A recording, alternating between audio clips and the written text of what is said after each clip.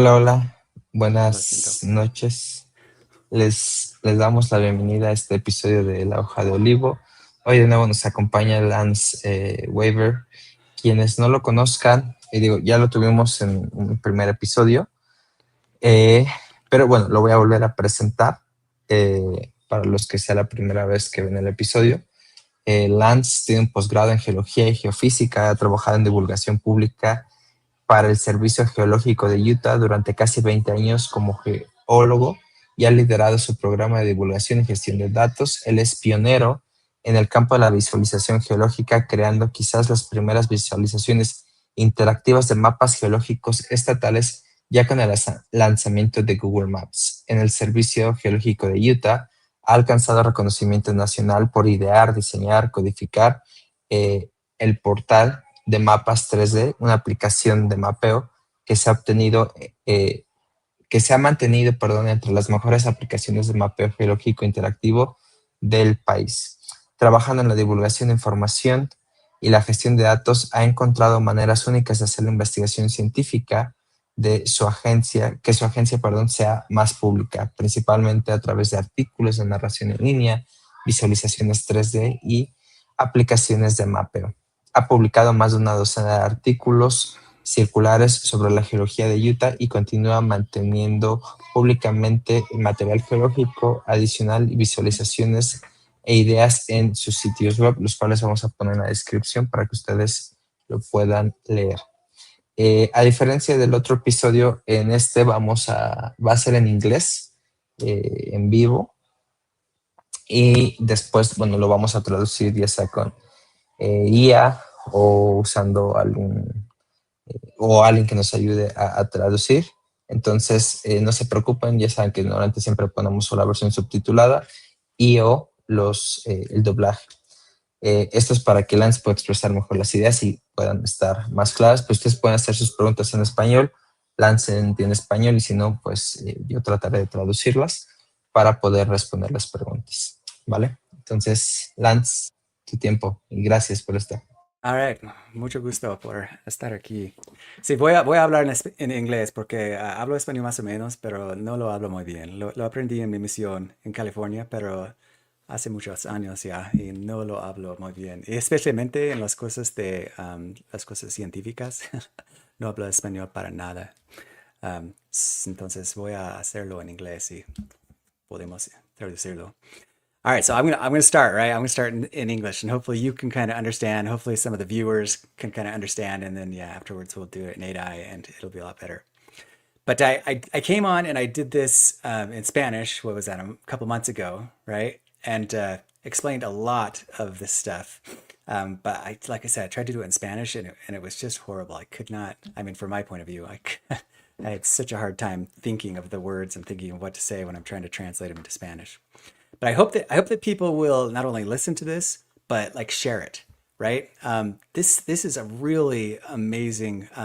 Just it's a monumental new model. I mean, it is so different from the existing models, and I hope people can kind of see that. I mean, I strongly believe that this is the model. That the amount of evidence. I mean, it's like 100 to 1 as far as how much more evidence this model has of the Book of Mormon versus the other predominant models, right? And we'll talk about the other predominant models, right? The church is kind of split between you've got the Mesoamerican models and like the Heartland models in North America that put all the Book of Mormon, up in by the Great Lakes or in central plains area of North America and the eastern woodlands of North America. Those models, even whether it be the Grijalva or the Sumacinta, like all of those models just really struggle.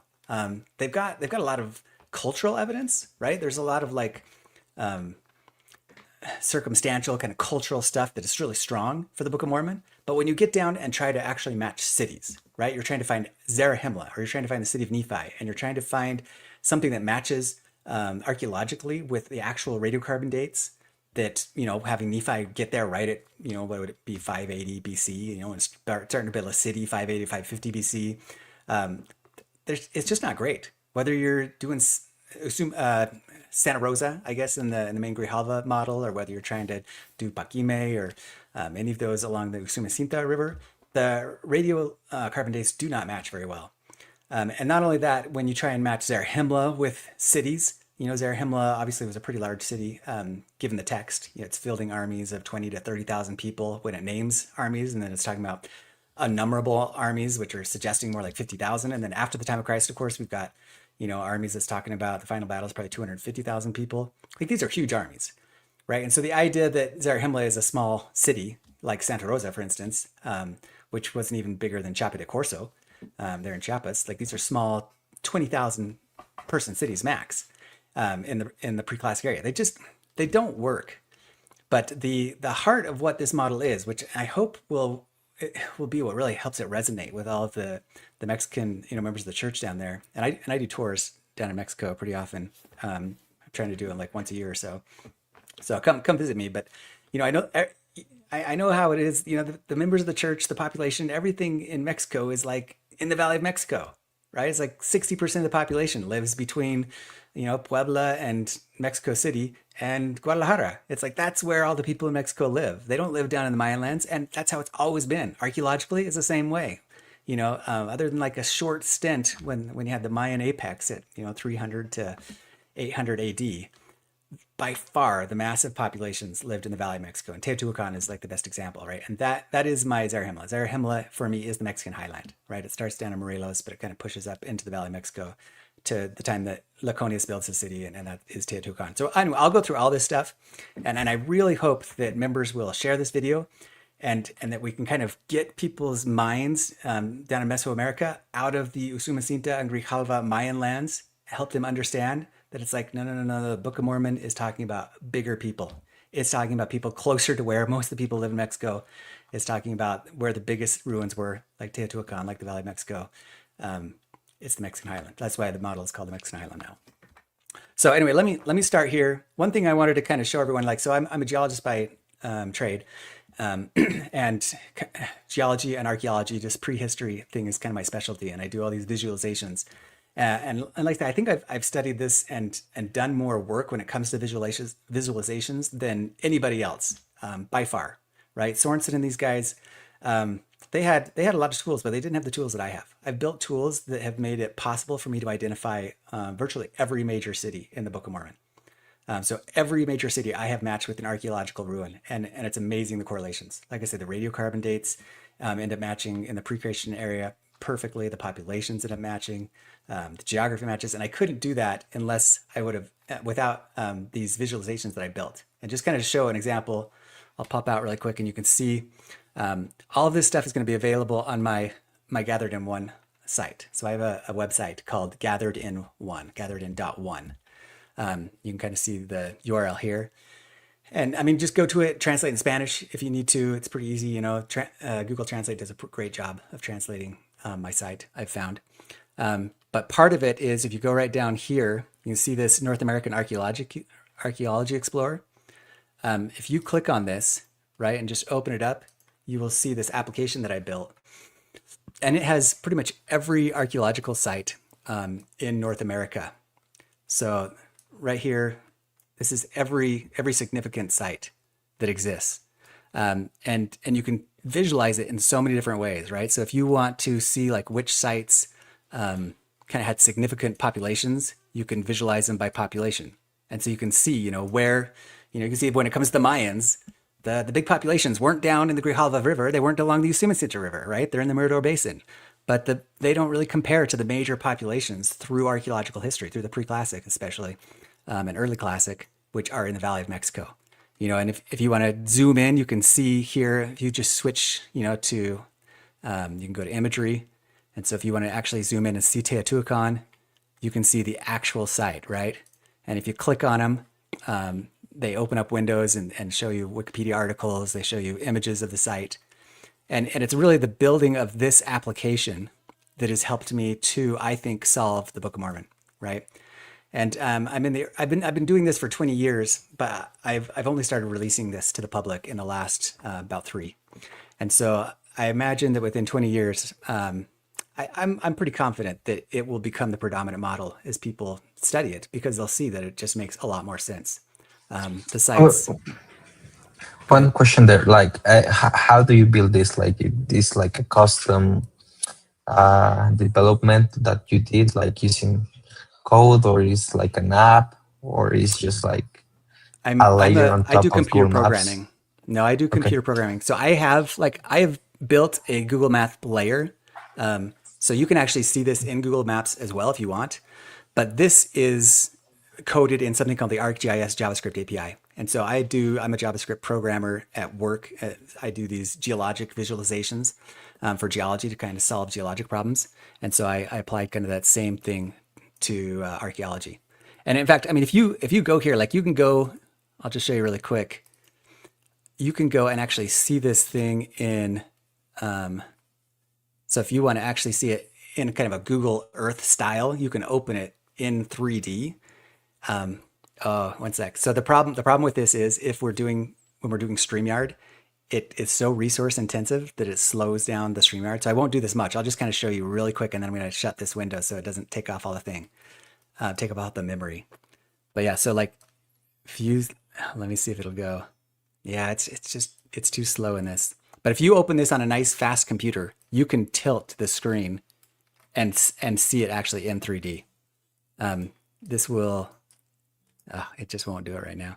Anyway, go ahead and visit it. Hit that 3D button. It will, the screen will actually tilt. You can actually look at things in 3D like Google Earth, but not when you're sharing on a StreamYard.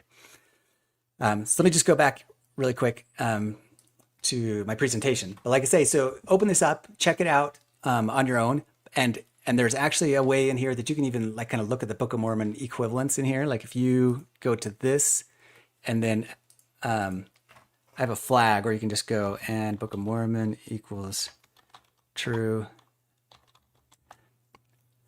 and it'll actually open it and show you kind of like the Book of Mormon cities within it, and kind of walk you through a presentation and an overview of the actual model.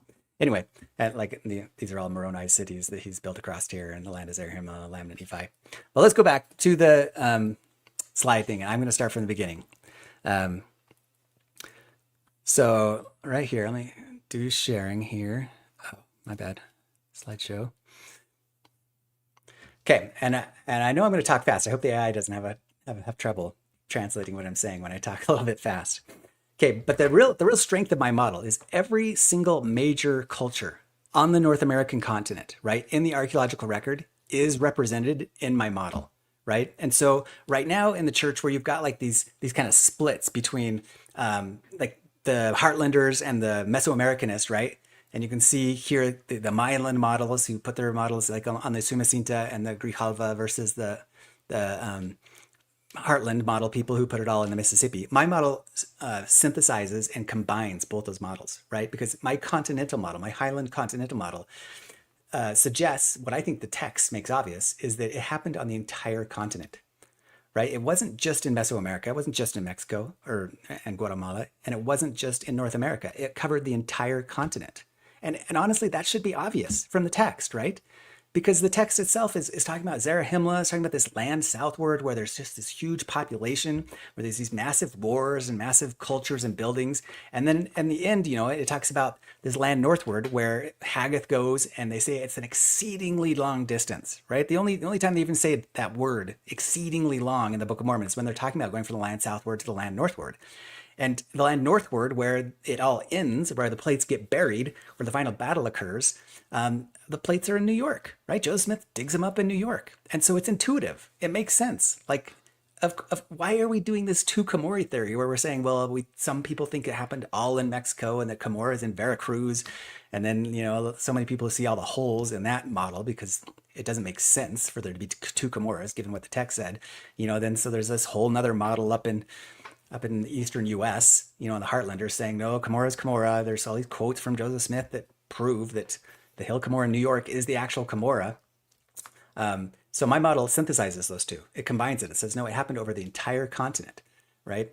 And some people kind of have a hard time, for some reason, believing that final battle, that 60-year period between the first attack in Zarahemla in 4th Nephi, right, and in the Book of Moroni, when they head all the way up to Cumorah, they think, oh, that's just too far. But it's like, really? I mean, do you know your church history?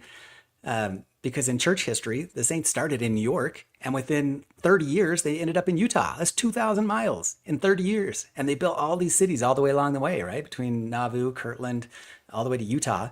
It's like, I say that the Book of Mormon people did the same thing. Like, they were a very sophisticated ancient people, and they started out in Mexico. And in those 60 years that the final battle occurred in 4th Nephi and Moroni, they went all the way from, the south to the north. Okay.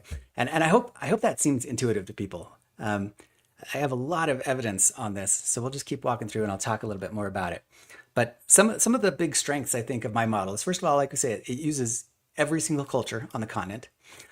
It's the only model that really kind of like, it actually agrees with the internal model. And we'll go through that, right? Other models do not agree very well with the internal model. They have major problems when it comes to the internal model, what the scriptures actually say about the relationship of different cities to each other, whether the Grijalva or the Sumasita. Those models have serious issues. And my model resolves all of those issues, right? It agrees almost perfectly with the internal model. And I hope to kind of show that and prove it. It's the only model that agrees with all of Joseph Smith's quotes, because Joseph Smith has a lot of quotes. I have an article that details, dozens and dozens. Every quote that he has is in my article, and there's a lot of them. And a good number of them suggest it's in Mesoamerica, and a good number of them suggest it's in North America. And I say, well, it's both. In fact, he has a quote that says they landed in South America. And I agree with that quote. I agree with every single quote that he has. Every firsthand or a secondhand account that directly quotes a firsthand statement that he makes, my model matches with. From them landing somewhere between Chile and Ecuador, and then traveling up the coast to Mexico, and then first inheritance being in Mexico, and then the heartland or land southward being the heartland of the Book of Mormon anyway, being there in Mexico, central Mexico, to the land northward being North America, right? Eastern United States, and even a little bit of the Southwest United States. It's the only example that really matches well with some of these early chronologies, the chronologies of Fernando Ixtlilxochitl, right? So if any of your readers have delved lightly into Duran or Ixtlilxochitl or some of these early writers, they tell a story that is very similar to what the Book of Mormon says, right? Like in some cases, it's crazy how similar the two stories are.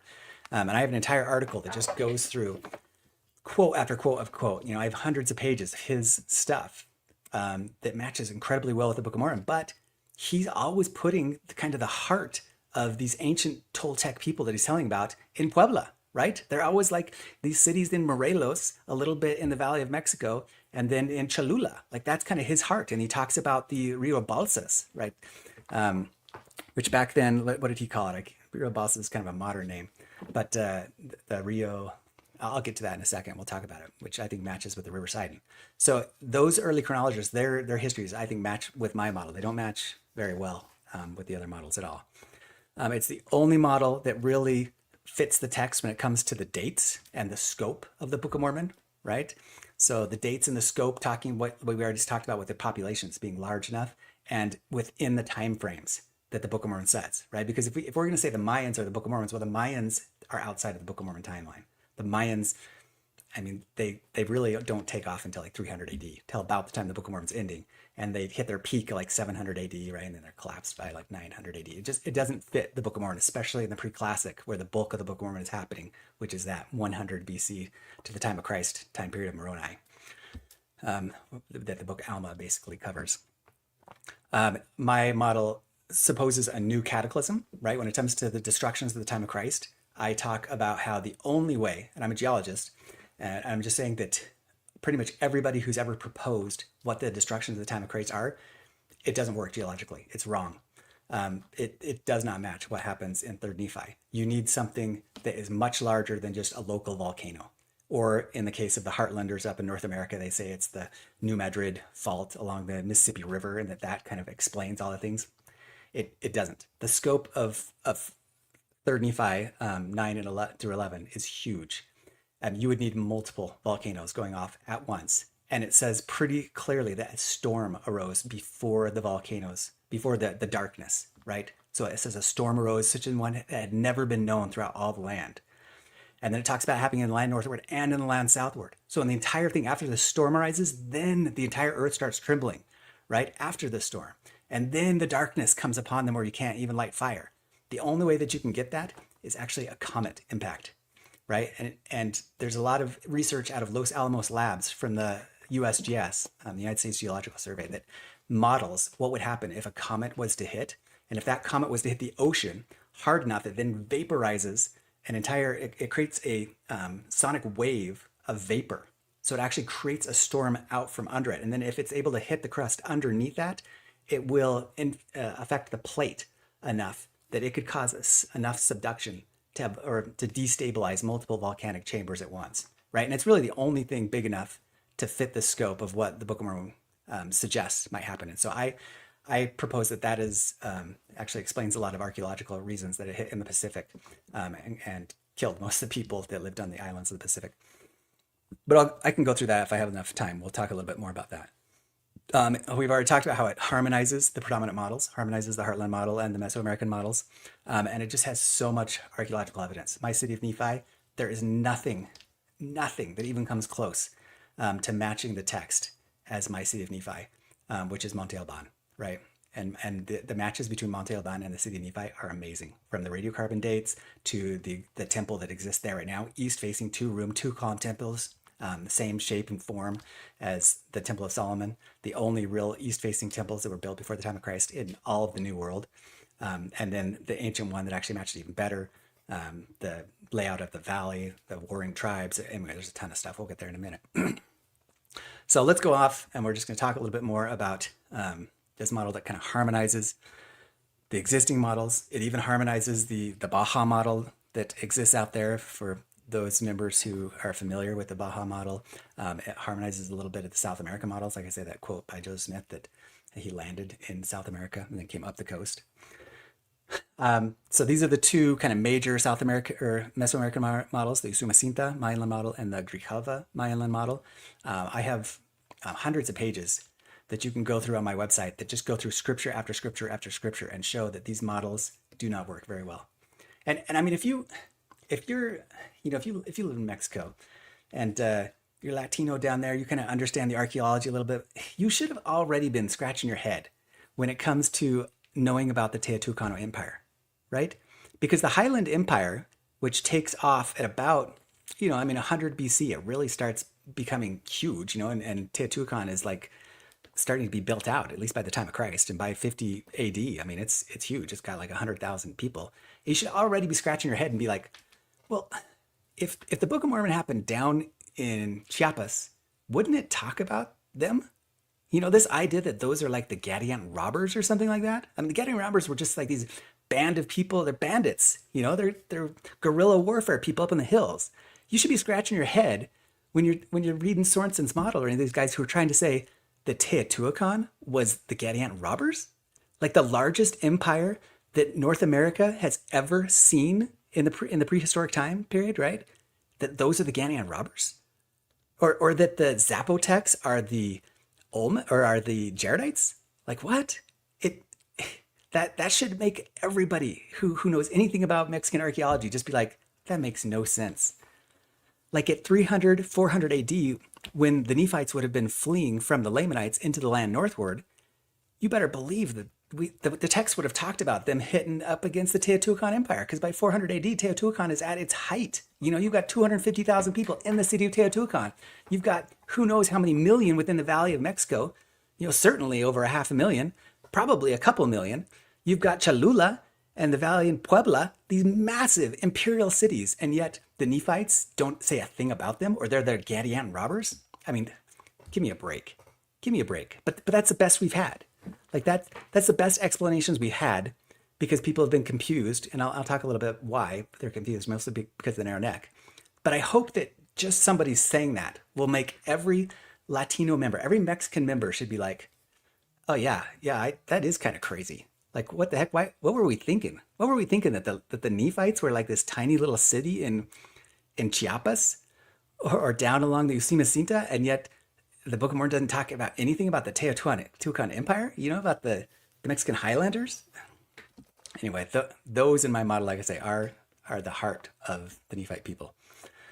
Anyway, yeah, and you could go to my article. Like I say, I have hundreds of pages that kind of go through these things. I'll maybe show some links to my website. Let's talk a little bit about the internal model, right? Because the internal model has some very important requirements, right? It talks about the river Sidon. It's pretty specific about how the river Sidon is laid out. It talks about the East Sea and the West Sea, right? It talks about the land northward and the land southward.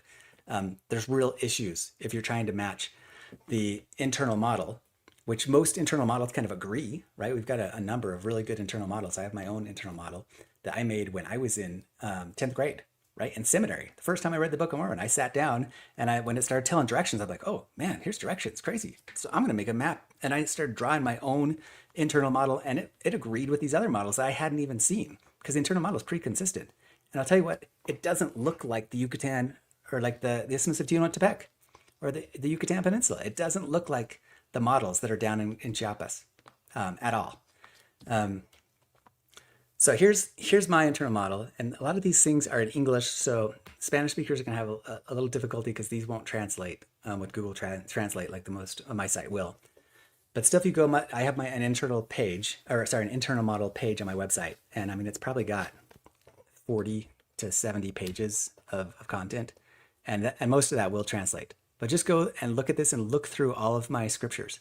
You know, every one of these numbers on here kind of correlates with an issue that you have to make fit, right? And actual scriptures. And maybe I'm going to go out of this real quick and just show people really quick this article that I'm referencing. Okay, so here's my article, Geografía del Libro de Mormón, un modelo interno. Right, so if you go find this and you translate it, and if you don't know how to translate things, hopefully most members already know, you know, if something's in English and it doesn't offer to translate automatically, you can always go within Chrome or something like that and hit this translate button right here. Oh, it's not showing up. It's in the three dots up in the right hand part of Chrome. And I think Firefox is the same thing. If you go into that menu, it'll give you an option to translate it. And that's what I've done. So I've translated this into Spanish from my English version here, right? That is, oh, sorry. Yeah, I've got a couple of tabs open. There's the English version. Sorry. Here's the Spanish version. We'll use the Spanish version for people. Okay, I just want to hit a couple facts, you know, just really quick. So just in my opening couple sections of this long, like I say, like 40-page long internal model book / article that I've written, it's got a lot of things like the East and the West Sea, right? Alma talks specifically how there's an East and a West Sea, you know, east and west of the land of Nephi. There's an East and West Sea, east and west of the land of Zarahemla. There's an East and West Sea, east and west of the narrow strip of wilderness, which runs between the land of Nephi and the land of Zarahemla, right? And so those are already should like discount anybody who believes in the Heartland model up in North America. They should read these scriptures. You know, go read them for yourself and realize, oh yeah, that Heartland model, that does not work. There is absolutely no sea west of their Zarahemla up in the U.S. But even people who subscribe to Sorensen's model or to the Usumacinta or certainly the Grijalva model, you should already be going like, huh, East and West Sea. I mean, those are almost like North and South seas, right? They don't fit very well. And a huge one is this one right here. So check out this one that talks about the River Sidon, right? So it talks about the River Sidon being separating the East and West, separating the land of Zarahemla and the land of Nephi. But a lot of people don't notice here that it says, a través de los límites de Mante, junto a la cabecera del río Sidon, que corría de este a oeste. Like, do you catch that? It's saying right there that the River Sidon runs from the east to the west, right? But we know that it has to run generally from the south to the north, because the head of Sidon is by Manti, and yet it runs towards Zarahemla and even past Zarahemla. But here it's saying that it's separating the lands of Nephi and Zarahemla and runs from the east to the west. You know, you got real struggles when you're talking about the other models when it comes to that. Whereas with my model, that actually works perfectly, right? So with in fact, we'll just go right here. You can see my River Sidon is the Rio Balsas. And the south arm of the Rio Balsas goes from the south, where my Manti is, you know, right? So my land of Nephi is the Valley of Oaxaca, right? My city of Nephi is Monte Alban, right? My land of Zarahemla is Morelos, Puebla, and the Valley of Mexico. right? So just the entire heartland of most of the population, right? Puebla, Mexico, Guadalajara, or sorry, what am I thinking? Cuernavaca, right? So that is my land of Zarahemla. So hopefully you follow me with that. So land of Nephi is the is Oaxaca, right? Monte Alban, city of Nephi. Land of Zarahemla starts down in Morelos near. Let me just kind of show you really quick with my archaeology explorer here. Oh God, sorry, give me 1 second. Close this one, open this one.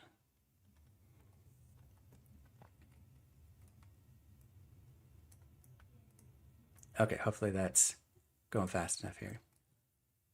And let me put a little topography here.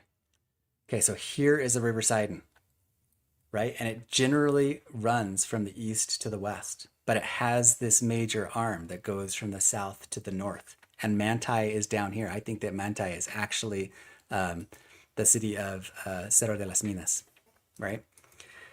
And these Mixtec cities right here, there's actually a bunch of them that right at 100 BC, they were moved from the valleys to the top of the hills. So there are all these hilltop fortifications that match really well with the battles that we talk about in the book of Alma with Moroni. And I'll go through that in a little bit in a second too. But then we have another section of it that comes down from Puebla, right? And so my Zarahemla, even though it starts down here with Chalcanzingo, and Chalcanzingo I think is the original city of Zarahemla. So that is the city of Zarahemla that the people of Zarahemla come to, and they first land, it says, in the land northward, and then they come from thence up to the land southward, right? And so and there's actually a lot of really cool evidence that ties Chalcanzingo to the old world, right? But then as the Lamanites kind of start encroaching upon the Nephites, the population center kind of moves from down in Morelos up to Puebla, kind of moves up the river, toward Puebla and toward the Valley of Mexico until about the time of Laconius. And then Laconius builds the city of Teotihuacan right around 50 BC, right?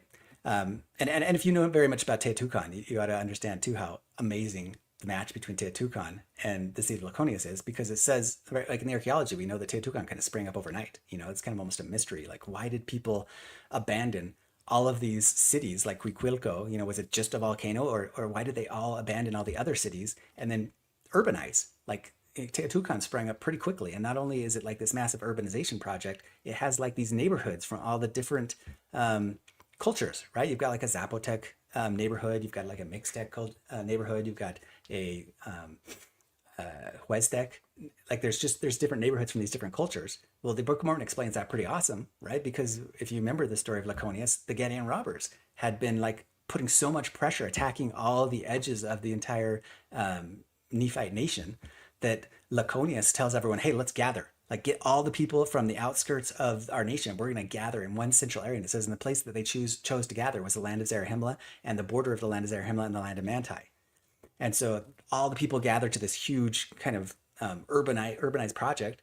And then they're in their force there. And then it says they go out by the tens of thousands and hew down the Gadian robbers, right? So hopefully that kind of makes sense. And when you think about it, it's like, oh yeah, well, that does make sense how Teotihuacan would suddenly spring up overnight. It's like, this is actually Laconius.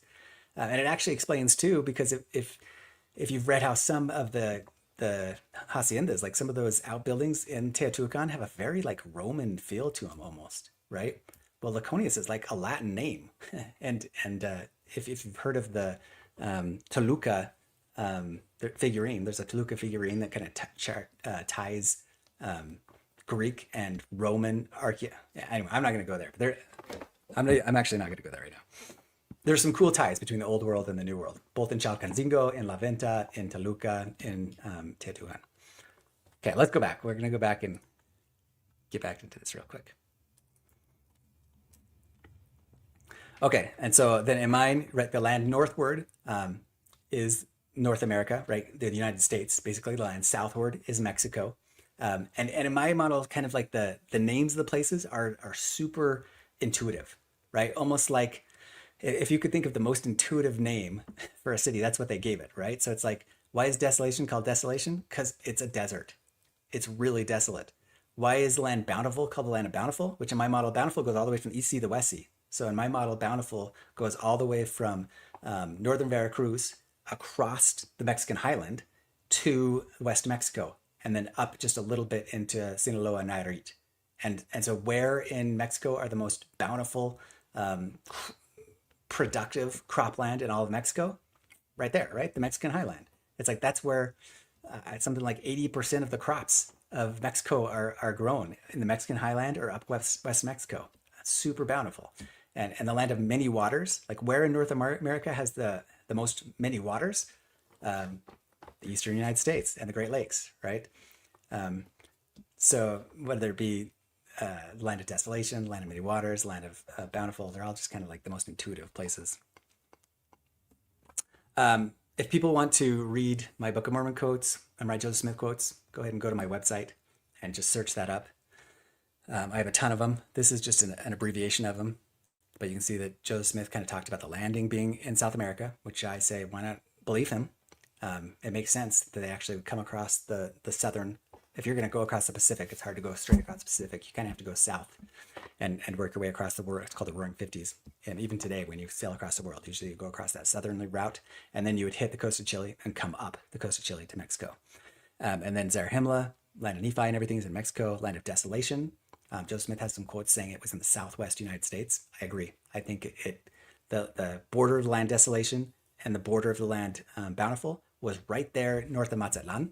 And so, and everyone knows this, right? When you head up West Mexican coast, if you've ever driven it, I've driven it. I don't know if you have, but if you go up West Mexico, when you hit north of Mazatlan and you're hitting close to Culiacan, everything just turns into a desert, right? So from Culiacan north, it's just like desolate.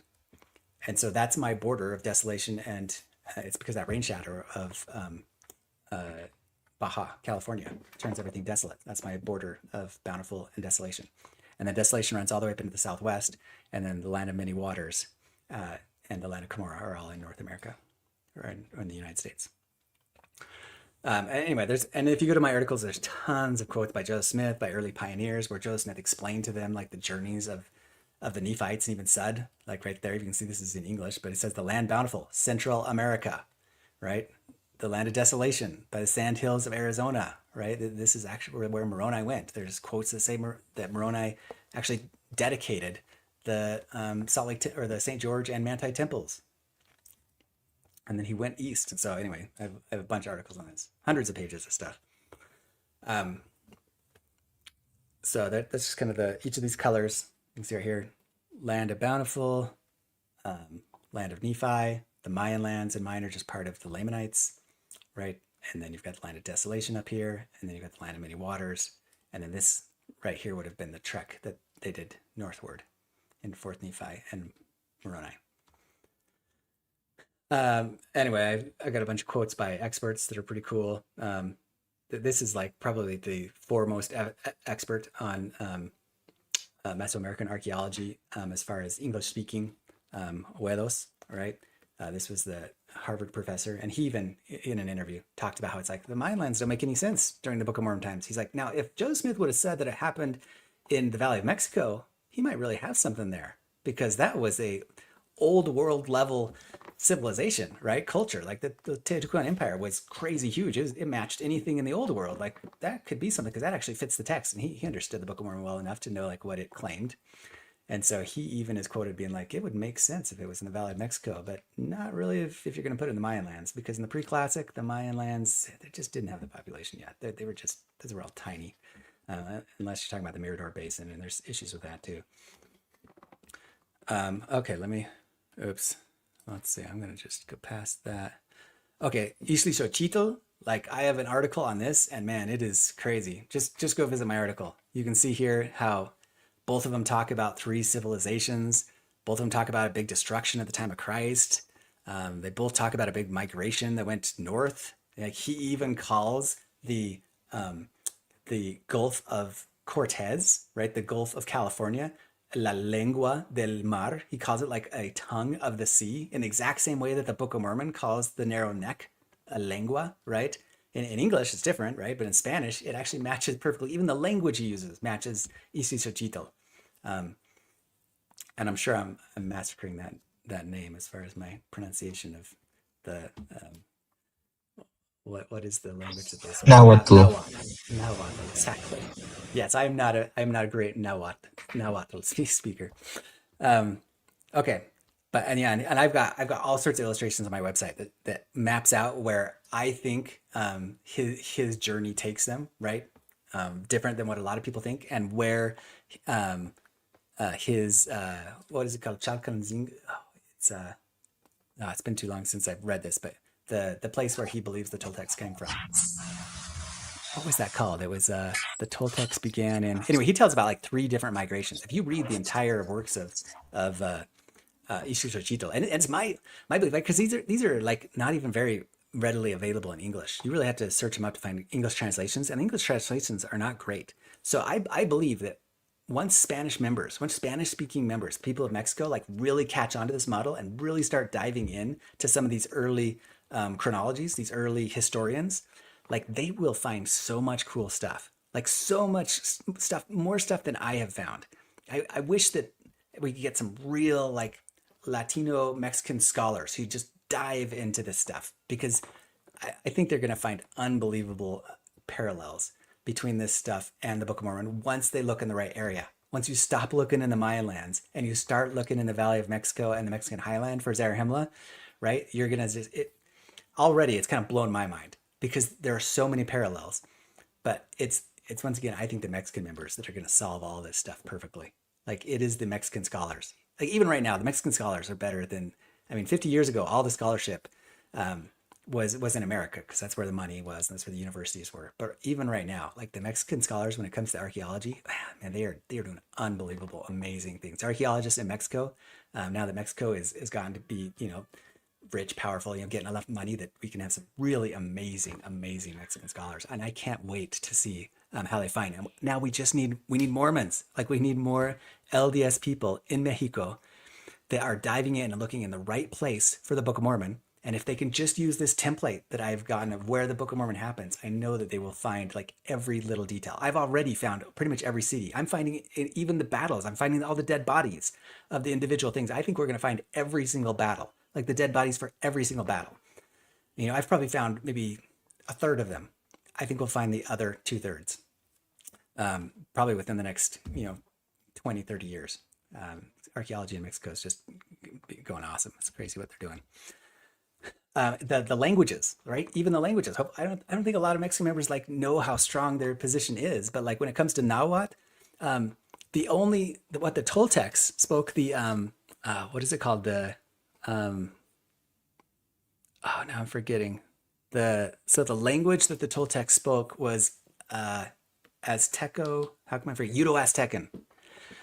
So the Uto-Aztecan language is already the only language that there's been found to be like a strong parallel between Hebrew and that language, right? So, and Uto-Aztecan stretches from the Valley of Mexico up through the Southwest, right? So if you look at all these colors on my map, like this is where the Nephites slowly migrated. And all of that is where the Jaredites, because the Jaredites were up here, like their main heartland would have been up here in Sinaloa, even though most of their ruins, I believe, have been destroyed and buried by these, huge rivers that come out of the Sierra Madre Occidental there.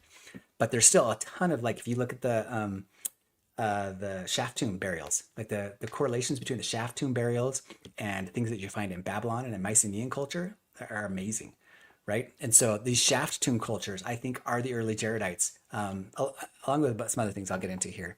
But the language and the correlation between the Semitic languages and the Uto-Aztecan, I think is very strong, right? Stronger than any other language for sure. If people have seen, like, there's really cool correlations between even some sites in England and sites that are in, like, La Venta, for instance. La Venta lays out pretty amazingly with Salisbury Hill, which is right near Stonehenge. There's just some really cool correlations because I think that, so in my model, the Nephites came across the Pacific Ocean, the Nephi and Lehi, the Lehites, but the Mulekites, I think, came across the Atlantic. I think the Mulekites went from the Middle East to England, and from England they went to North America, and then they had kind of a major settlement in North America that a lot of the stuff that the Heartlanders are finding is those Mulekites, and then from there, one group of those Mulekites, right, then came up into the South Wilderness to Chalcansingo, right, and they settled the initial city of Zarahemla, which is Chalcansingo. And Chalcanzingo has some awesome correlations with the Old World. If you go to my website, I have really detailed maps. Like I say, almost every city correlated with a archaeological ruin. I have maps of every single like story in the Book of Mormon and where every single thing happened. Like I said, I've been at this for 20 years. I spent thousands and thousands of hours researching this. So I think it's probably the most detailed model out there, short of Sorensen's or with Sorensen's, by far. And I think has a lot more evidence than Sorensen's. So like I say, you can go and find these ones on my website. Here's every single journey that happens in the Book of Mormon. So you can go if you want, and you can pause the video here if you want, and maximize this and see some of those to see where I have all of the journeys, like where the armies went in Alma 50 through Alma 60, whether it be like the 2,000 Stripling Warriors, or whether it be the East Sea battles that happened there, where the exploration party went, the Limhites, who left from the city of Nephi and explored the land northward. I give my possibilities there, where the sons of Mosiah went for their missionary journeys, all of those different journeys. Nephi's probably first landing, and then his journeying up to Oaxaca and Mount Alban. Anyway, I've got those all laid out, and they've all got some pretty cool archaeological evidence to support it. Okay, my Jaredite land. These are my Jaredite lands. Like I said, I think that the heart of the Jaredite culture was actually in the United States. So the earliest place that they kind of spread out was from Sonora and into the Southwest, but then they spread both north and south. And so the Olmec, I believe, were indeed the Jaredites. But I also believe that the Adena people in North America were Jaredites, right? And the reason why their mounds are somewhat similar, because these were both Jaredite people, right? And so they stretched the whole continent from the north to the south. And I have some pretty cool ideas when it comes to the ideas of the Jaredites and megafauna. I'm not going to get into this here, but I believe there's probably a lacuna, if you know what that is. Archaeologists and historians kind of talk about lacunas are pretty common in ancient texts, where you have a huge chunk of missing time, right? They'll say this guy was the son of this guy, was the son of this guy, and their history like will put things together when in fact there's like might be hundreds or thousands of years between those that are missing. I believe that exists in the Book of Ether. I think the Jaredites has a massive lacuna, and that the dearth that it talks about in the Jaredite text is actually the end of the Ice Age, right? When all the megafauna died. So if you want to match the elephants and the curlams and the cumons that it talks about in the Book of Mormon, they match perfectly, really, with the megafauna extinctions at the Younger Dryas, right? The Younger Dryas, because in the Book of Mormon, right, if you read right here in Ether 9, like it says that there was a massive dearth and there was no rain on the face of the land. And so the animals began to flee because there was no rain. And then the people, it said, pursued the animals. And it said the animals, like the ones that were more useful for the food of man, like the elephants and curlams and cumons, it says they pursued them and ate them until they had eaten them all, right? That matches exactly with what archaeologists have found with the megafauna extinctions when the elephants, the mammoths, and other megafauna went extinct, right? So we got a crazy, incredible match between the Book of Mormon. It's something that in the past, most people have kind of mocked Mormons, be like, elephants in Mexico and North America, zero evidence, no evidence of that, right? They always kind of make fun of the Book of Mormon and say that's so anachronistic, that's baloney. But it's like, no, actually, if you realize that the Book of Mormon never gives a date for the Jaredites, it just says they came from the tower, and the Bible never actually gives a date for the tower. We don't know when that is. So if the tower is just kind of like this myth, and there's actually a body of archaeological evidence that's kind of pointing toward people saying that Göbekli Tepe in Turkey, these earliest Neolithic sites, they were when the mammoths were still around, and the Jaredites are coming from there. And so then this all matches with the archaeology in pretty cool ways. Look at my website. I have an article on it called Animals in the Book of Mormon. If you want to see more information, I have a ton of data on it. I've got matches between the shaft tomb cultures and Babylon, shaft tomb cultures and Mycenaeans, which are the Greek cultures in West Mexico. I mean, if you just look at these, like some of these right here, like that's in Mexico, that's in Greece, right? This is in Mexico, that's in Greece. Like the correlations between the iconography and the pottery is crazy. In fact, there's even a story within Babylonian text that talks about these foreign land of Meluhua, where they had these dogs, and that is a major motif you find in Colima, right where my Jaredites would have spread down to. So I think you actually have archaeological, historical facts pointing toward the New World in Babylonian times, right? So we're tying the Jaredites to the Babylonians in the archaeology. Okay, so I'm going to go through just a couple more things here, and then we'll end up pretty soon. I'm sorry if I'm killing you because this is probably hard. It's probably hard for you to follow because I am talking really fast with really technical English language words, right? It's fine. It's it's like when I tried to do this in Spanish. Like I said, I could not do it. My brain, my goodness, about broke my brain. Even now, when people ask questions, it's so hard for me to get myself in Spanish mode and understand technical Spanish words, even though I kind of speak Spanish. Okay, but I'm going to go through Monte Alban. I've gone through Zarahemla a lot, right? Teotihuacan is like the city of Laconis is Teotihuacan. Zarahemla is Cholula. The initial Zarahemla is Chalcanzingo, right? And then it kind of spreads out from there and it gets up to Cholula. But the original city of Nephi is Monte Alban. And the archaeological evidence here is crazy cool, right? Monte Alban, the dates match perfectly. Like right around 550 BC, because Nephi probably gets there around like 575 BC or something like that, according to the Book of Mormon, right? It probably would have taken him a decade or two to, get his people up to mobilize. In my model, he found an existing colony because that colony was in San Jose Mogote. So in the archaeology, if you read about San Jose Mogote, I think it had these 2-room men's houses that date to the time of Solomon. And so I believe that the Mulekites, right, and the Jaredites had been kind of in communication since probably the times of Solomon. There had been kind of shipping channels, and I have a lot of archaeological evidence for this, but shipping channels that are coming from the New World, like that red dog I was showing you, from at least 1000 BC.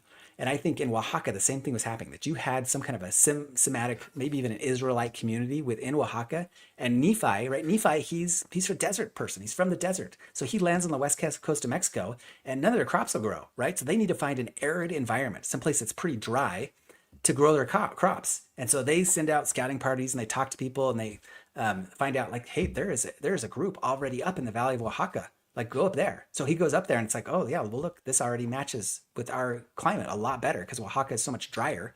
And so they're able to grow their wheat, right? And their dates and their crops that are old world crops that won't grow down in the jungle, right? Won't grow along the west coast of Mexico, but they will grow up in the arid regions of even the Mexican highland, but definitely within the Valley of Morelos and in the Valley of Oaxaca, where you've got these really dry desert conditions.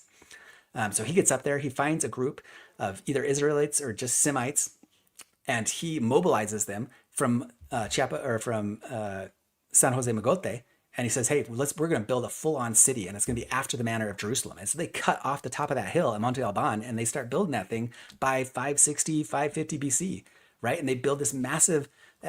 When they first built it, it probably only had a couple temples on it, but I'll show you in a second how the earliest temple in Monte Alban, even right now, there's like 4 temple complexes up there, and they're all east-facing, 2-room, 2-column temples, right? Like I said, the only temples in all of Mexico, in fact, all of North America from before the time of Christ, that are east-facing, 2 rooms, 2 columns, just like the Temple of Solomon, right? And it's very rare. Like it's very unusual to build a column with that kind of alignment. You don't build columns that face east in Mesoamerica.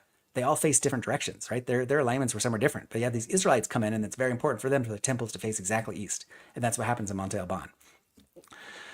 And so even the modern temples all kind of mirror that exact same old. And you've got like in building P in Monte Alban, if you've been there, you've got that zenith tube, right? So not only that, they're tracking the equinoxes, very important. The same way that the temple in Jerusalem would have. They're making celestial alignments that are exactly east. They're tracking stars that would be that would match like Capella. I think it's the azimuthal traverse of Capella, which happens right there in the spring. And so it kind of matches with what you would expect from the Jewish feast times in the spring. Not only that, so on top of that, Monte Alban has, let me quick get past some of this here. Here's one of the places, like this is a 2-column, this is the Temple of the Columns in Monte Alban, still facing exactly east with 2 columns, but almost all the temples had 2 columns originally. You can read here and see how awesome these are. It has a massive altar right in front of it, right? The Monte Alban right here, this huge altar, just like the altar. The original one had a bunch of big tanks of water, right? Cisterns, exactly like in the temple complex in Jerusalem. They have these big cisterns for all of the religious rites, all the sacrifices. So you've got these east-facing 2-column, 2-room temples with cisterns to hold water for all of their rites. Not only that, you've got in Monte Alban or in the Valley of Oaxaca, you've got like these 2 different warring groups, and they had a no man's land between them where they've made some kind of detente, some kind of treaty that matches really well with what you'd expect of the Nephites and Lamanites that occupied the valley together, right? And so this right here, this demilitarized zone, is kind of a no man's land between the two warring groups, just like the Nephites and the Lamanites. You find these things that, right, the danzantes, the dancing, what would you call them, kind of hieroglyphs that are in Monte Alban. There's obviously like a real emphasis on seed, and maybe they match. This is in Egypt, and they've got kind of these weird murals that are talking about circumcision. And so even though they think that this is kind of like a genital mutilation, the archaeologists, I think that this actually is presenting some kind of a circumcision motif, right? Something talking about the circumcision and its relationship to the seed on those danzantes, which are very early. Like these are really early motifs in Monte Alban. And not only that, like some of these danzantes, hopefully people have noticed, like you see, a bunch of them have beards, right? In Oaxaca, it is very, very common for the art motifs to have beards. Unlike the Mayan lands, right, where it's like no one's got beards down there, up in Oaxaca, everyone's got beards. Why? Because it's like them with people at Chalcanzingo who also are all drawn with beards, because they're all having ties to the old world, right? These are people who are coming into the existing, like the land was already inhabited, and they're coming in and kind of colonizing. They're Jewish colonies. In the same way that you had the Spanish colonies, you had these ancient Jewish colonies that then mix with the native people and create these kind of upper class, high society, very complex socioeconomic, and they turn into empires, the Zapotec Empire, right? And then later the Teotihuacan Empire. And they match pretty crazy. Like these are all things. So this is right here, this death mask, right? This is from, what is it, Tomb 7 in Monte Alban. It matches with these drawings that a guy found in Utah, right? So in Utah, there's like this very controversial story of a tomb that they found in Sanpete Valley by Richfield. And in that, this guy claims that there was like these mummies, these ancient remains, and that there are these writings and stuff, and that they were cursed. And anyway, there's a big story around it, and most scientists kind of like disregard it. But he draws a picture of what these mummies looked like, and they have headdresses here in Utah that look just like the ones in Monte Alban, which is pretty wild, really pretty wild. None of that, if you've heard of so the brewer plates are something that are found in this cave that I was just talking about, and these records that were in there that a lot of archaeologists dismiss, but I think we should look at again. But they kind of also, I guess a second interesting thing is this stela, if you've ever heard of the Xochicalco stela, another one that's kind of dismissed by archaeologists. Even in the church, archaeologists tend to dismiss this because it's not in their model. Like if they would have found it in Chiapas, they'd probably be like, oh, maybe there's something to this. But because it's found up in Morelos, right, or in Oaxaca, it actually has a writing that is the same writing that is on the Anthon transcript, on the characters document of the Book of Mormon. So we have actual matching of characters, of writing from the Book of Mormon manuscript to artifacts that are within the Morelos and Oaxaca area, right? So, and that's pretty crazy too. Like that, people would suggest that these were all carved and faked, but I say, yeah, I think maybe not, especially like this lock. Like how's someone going to carve that? That isn't even inset, that's outset. I think people should look at this again because there's some pretty convincing evidence of the Book of Mormon in these artifacts. Even if some of the, like the Padilla plates were probably fake, but these ones, they seem pretty legit to me. Okay, this is the archaeological radar that's done of the original temple complex, because the temple complexes that are in Oaxaca right now do not date from 500 BC. They're not the original ones. Those ones were kind of torn down, and the ones that are there now were mostly built, between 100 and 700 AD. But there is archaeological evidence that the ones that are built now were actually built after the same manner of the old ones, and the old ones are actually even more like the Temple of Solomon. Right? The old ones exactly east facing. You have these big cisterns like I was talking about, the big altar that you're talking about, even multiple moving altars, like it talks about Jerusalem having, and then a 2-room, 2-column temple, right? The original one was there, and it looks just like what we'd expect, a Temple of Solomon type thing that Nephi built in the Book of Mormon, right? And it has alignments that match stuff in Cholula, match stuff in Teotihuacan, that Capella rising thing I was talking about, the Zenith tube that's there in Monte Alban. Anyway, people can pause this and look at the text if they are curious. I'm going to kind of finish up here and just talk about a couple other things. I did mention how Moroni built a set of cities to guard between the Lamanite and the Nephite lands, and that those match really well with these Mixtec fortifications that stretch right across the continent right here. So there's a couple other pictures I'll show in a second here. So I say city of Nephi, Monte Alban, right? City of Zarahemla starts as Chalcanzingo, but then they move up to Cholula. Chalcanzingo, that's the Mulekite Zarahemla. These are all motifs that you find at Chalcanzingo. They totally match Babylonian headdresses that you find, right? Not only that, this could be the actual drawing of, what's his name, Coriantumr, right? Because you've got the story of Coriantumr and you've got this drawing within Chalcanzingo that's like, this really looks like the exact same thing that it's talking about, which is pretty cool. And they've got these weapons and stuff that match these, like these images are from the Middle East. These are Middle Eastern artwork right here that matches with this Chalcanzingo artwork. I think the Palacio de Utapec, right? Utapec Palace is probably the very initial one that King Benjamin, the initial palace that they built. That's right there about Chalcanzingo before they kind of moved up to Cholula. Or I should say before the city or land of Zarahemla expanded up to Cholula, up to the Valley of Puebla. Brian Hinckley was on here, and he kind of explained this stuff about the Palace of Palenque, El Palenque, and how well it matches with Abinadi, and it is spot on. I mean, the stuff that he's found is just unbelievable. And like I say, once the Mexican members really catch the vision of this stuff and delve into this archaeology, I think they will find the coolest stuff. I mean, just like Ryan did with this. I mean, Ryan found an actual sacrifice within that palace, right? That sacrifice matches Abinadi. Like we might have found the actual body of Abinadi within King Noah's palace in El Palenque, just south of Monte Alban in the Valley of Oaxaca. That's pretty dang cool. There's just nothing. There's nothing that even comes close to matching this. If you want to say that that the city in Guatemala, Caminalihuyu, is the city of Nephi, it doesn't match that well. Like there's nothing in that even comes close to matching as well as Monte Alban and El Palenque, right? The radiocarbon dates match perfectly within Oaxaca, within El Palenque's palace here too. They match perfectly with when the people of Limhi would have come back at about, somewhere between 300, 250 BC, and then to 100 BC when they got chased out, when King Noah kind of screwed things up and Limhi had to leave, right? The radiocarbon dates match perfectly. And we even have we have a throne room that matches the King Noah's throne room. We have a lookout tower that matches. Go to Ryan Hinckley's videos and watch his videos because he details every little part of it. And it's amazing. We've got that sacrificial victim, which might be Abinadi. So the actual bones of Abinadi. The location of the palace, the location of all the throne room. There's some interesting correlations with the Olmeca Xicalenca. I'm not going to go into any of these, but like I say, I think Cholula ended up being the main Zarahemla about the time of Christ. And then Teotihuacan is the city of Laconias.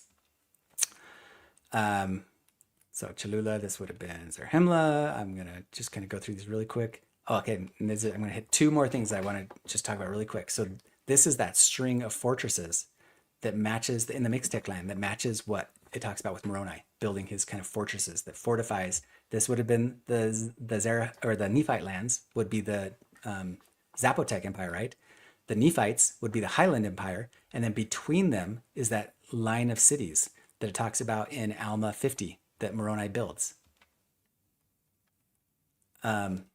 And anyway, there's a lot of really cool matches for these buildings. Like here's some example. Like all of these cities from Cerro de las Minas, the Humeluapan, the Tehuacan, Cuitzotepec Fortress, the Pexi de Viejo. Like all of these, a lot of them even date to like 100 BC. Other ones probably existed before that, and so they have earlier dates, but then they have periods when they were built.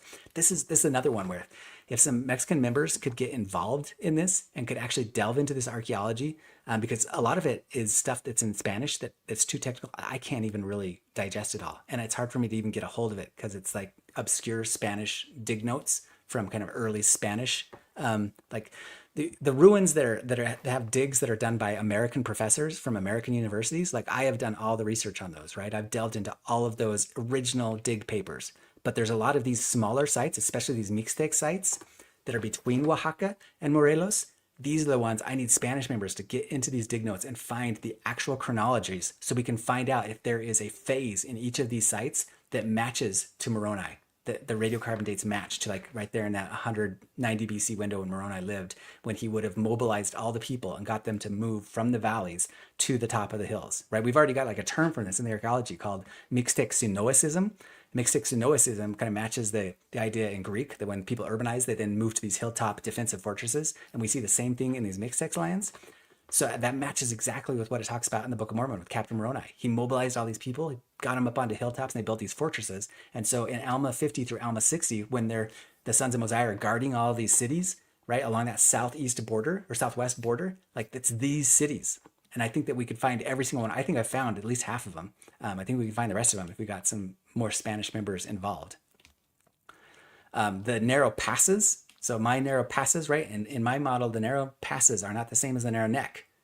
And so you have to go onto my dig notes. You'll see how I kind of say that the narrow neck is actually Baja California because it's only mentioned twice in the scriptures, right? So it usually talks about the narrow passes, doesn't talk about narrow neck, and it doesn't say anything happened on the narrow neck.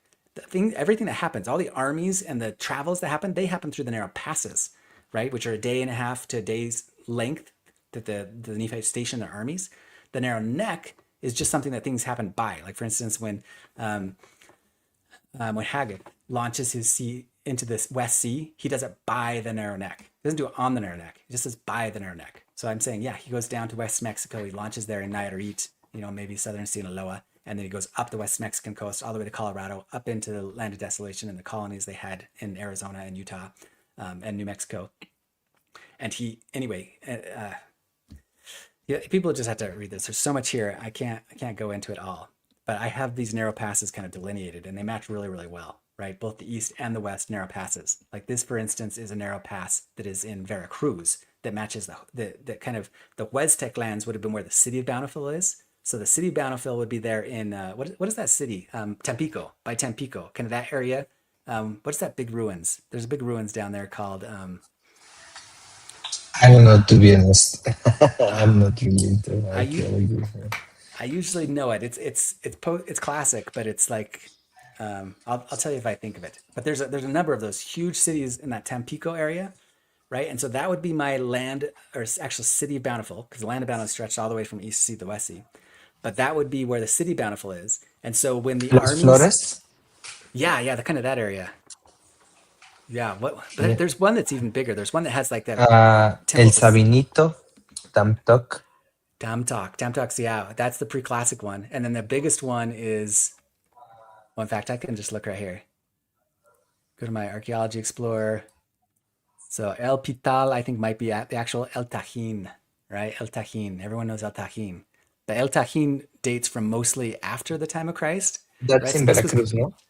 yeah, well, yeah, it probably is in the northmost Veracruz, right? Before you head up into Tampico. So this one dates to kind of mostly after the time of Christ. But when it comes to before the time of Christ, the bigger cities are like El Pital.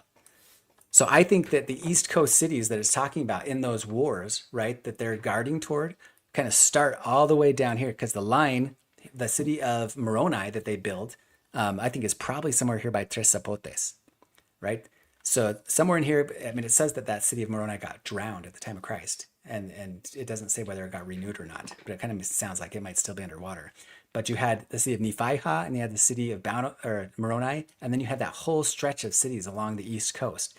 And then the big one is that they said that there was a narrow pass, right? And Moroni sends a letter to, who is it? Who's the one who stabs the guy with the javelin through the heart in Alma 55 or so? You know who I'm talking about, the hero who basically wins the war because he sneaks into the enemy's tent and he like stabs the guy through the heart. Amalikia, Leonti. Yeah, he kills the Amalekites. Who's the Nephite guy who sneaks in and kills the Amalekiah guy? I can't remember. I should know this. I don't remember. I remember the experience of Malikia and Leonti. Leonti, I don't know how do you guys say it in English, but yeah. Yeah, but I don't remember the name of the guy. And because there's a place in there where Moroni sends a letter to him and he says, you need to guard that narrow pass, right? And he says, oh, in fact, I have it right here. Let me see. I have the actual. So it's Alma 52:9, right? It says, y también le envió he sent orders that to fortify the land of Bountiful and secure the narrow pass that led into the land northward, so that the Lamanites could not get that point and have power to harass them on every side, right? Ese punto y tuvieron poder para hostigarlos por todos los lados, right? So the only way that that even makes sense, right? That letter makes sense is if you look at my map here. Let me find it real quick. And let's go to one where you can actually see the topography really well. So if you've got the army of the Lamanites all down here, right? So they're attacking up the East Coast on those East Coast cities, right? And they've taken the city of Moroni. They've taken the city of Nephihah. They're moving up the coast, right? And if they are to come through this pass of north of Veracruz, and they're to obtain these Huastec lands, these northern Veracruz plain, right? Now they can come up into Mexico City and have power to harass the Nephites on every side, right? And so this pass right here is super crucial. And so that's why Moroni is telling whoever his general was there, do not let them get that pass, right? That's the narrow pass that he's trying to make sure that they don't take.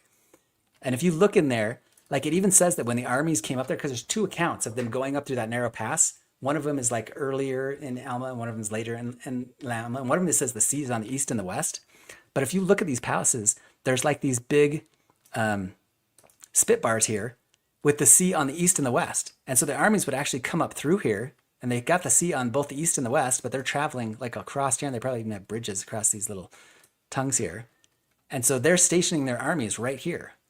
And if you look at these, like on Google Earth, you'll see that it's like these are tiny little narrow passes.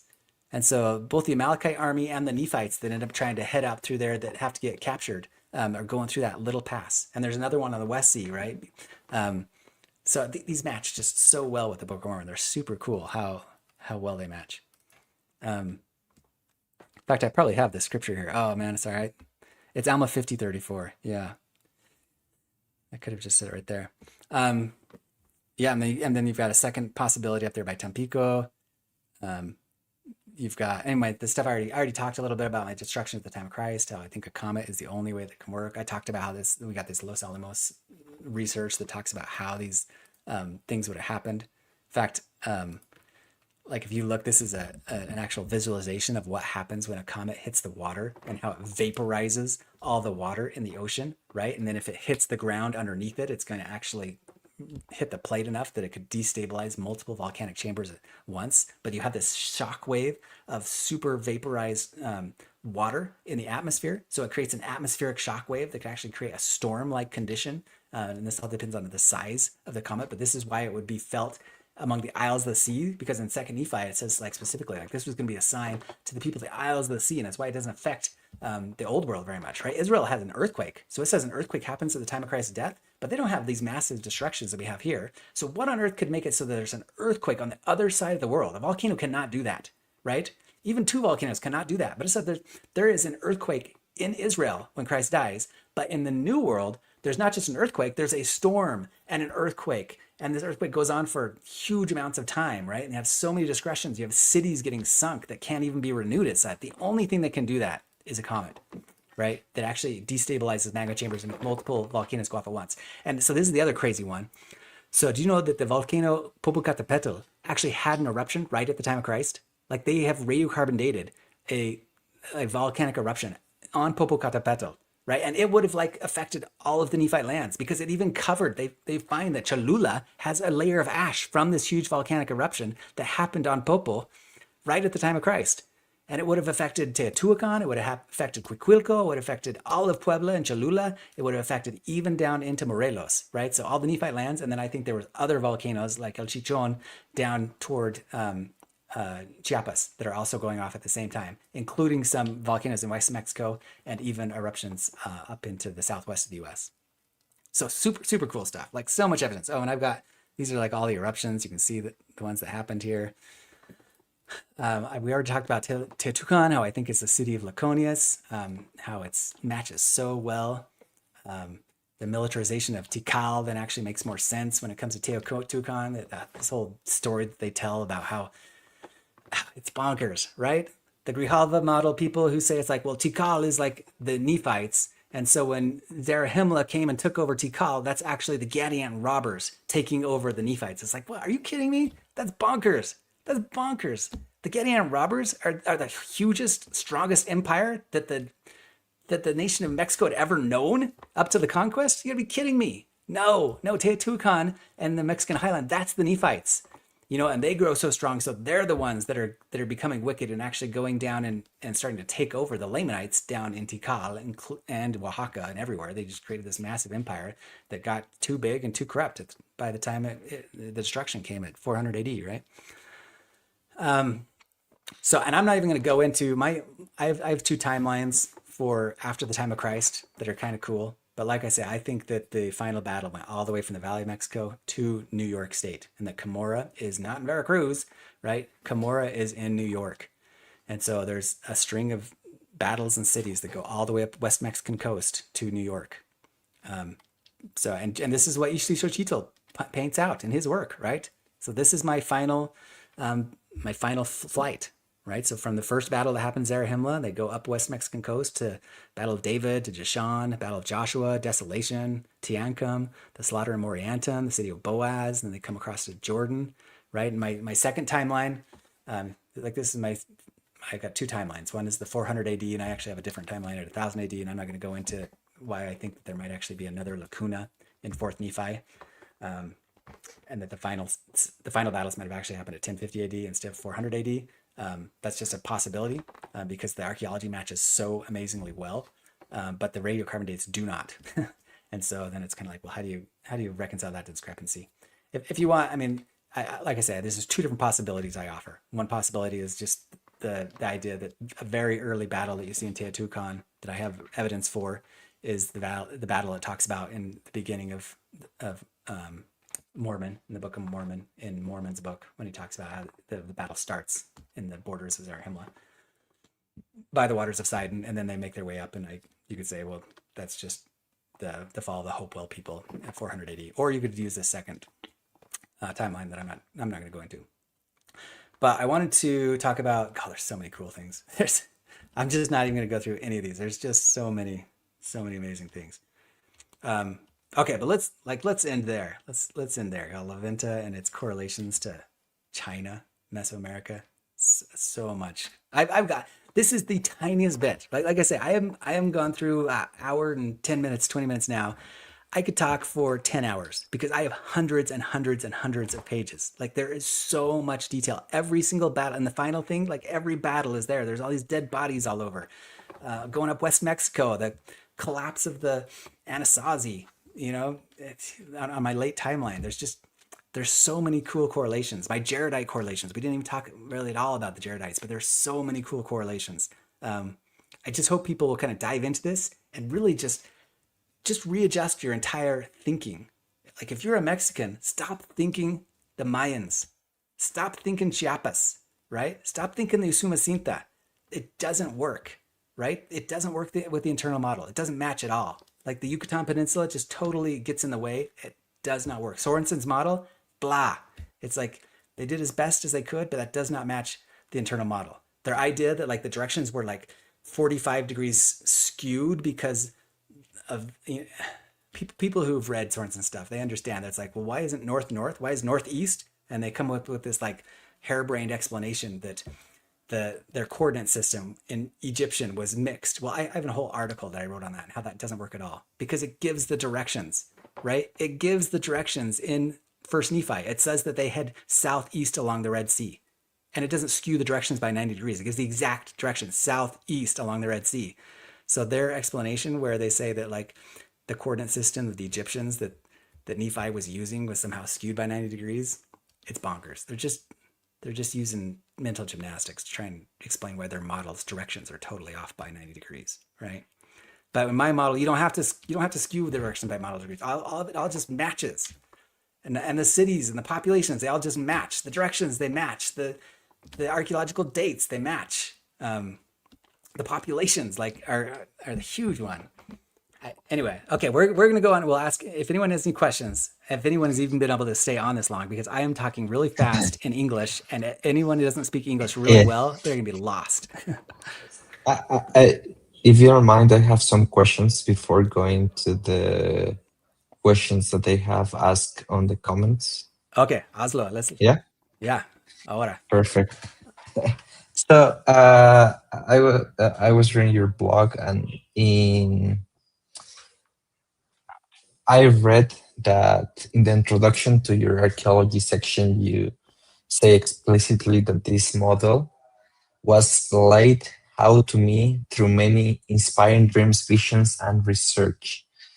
And uh, and that without those experiences, uh, with the text, you will probably be among those who dismiss this just as another spiritualist channeling with no historical basis.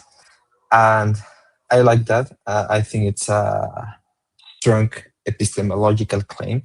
But could you describe, I don't know, I mean, if you can, what was the process like? Like, was it like a specific dream where you saw Teotihuacan, Embla, or was it like a series of gradual impressions while you study the maps and texts?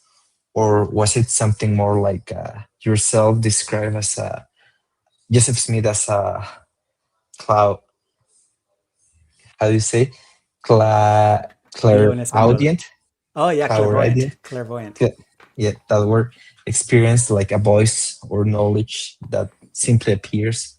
I don't know. Can you talk a little bit more about that? Yeah, I'll tell it specifically. So everything started like my brother, he started with the dreams, right? And he had like really distinct dreams that like the first one was just one thing, and it was the Valley of Mexico. That's the land of Zarahemla. That was the very first thing. That was like this strong, like basically, I can't remember whether he told me whether in his it was like a voice or whether it was a dream, but I'll tell about mine, and I think it was probably similar for him. And when he first looked it up, he started like researching and being like, yeah, that makes sense. Populations make sense. But he did the same thing that I think lots of people have done. And that's that he started reading more about it. And he's like, well, wait, but the narrow neck is supposed to be north of Zarahemla. And so you look north of the Valley of Mexico, and even though the populations and the scope and all that matches, it's kind of like, well, wait, that doesn't work because if the Isthmus of Tehuantepec is or Panama or something, if some kind of short isthmus is the narrow neck, then that's not north of Mexico City, so that can't work. So he dismissed it at first. He's like, that just can't work. And I think that tons of people have done that same thing, right? But then he had another experience. It's like, no, you're just thinking of it wrong. He's like, the narrow neck was north of Mexico City, and he didn't quite get that, right? And he started kind of working out the model, and then I got really into it. And when I got into it, what would happen to me is I would wake up in the morning, and it's called the hypoponic state. But you know that state like between the time you wake up and that time that like you actually open your eyes, when you're kind of like half awake and half asleep. So when I'm in that state, I've had these cool, they're just kind of crazy experiences. Like take them for what they worth. You know, this is what happens to me. But maybe it's a dream, maybe it's not. But what happens is like I'll like open my eyes and I'll like see the room, right? But I won't be able to move my head or anything like that. I'll just be able to like see what's in front of me, and I can't move, but I can like see even the alarm clock, and I can see if there's like light on the horizon out the window. And then in these experiences, I'll have like actual beings like talk to me. But after it's done, I open my eyes. And it's like I kind of thought before, like the first time, a couple times it happened, it freaked me out because I opened my eyes and I'm like, wait, I thought I was already awake.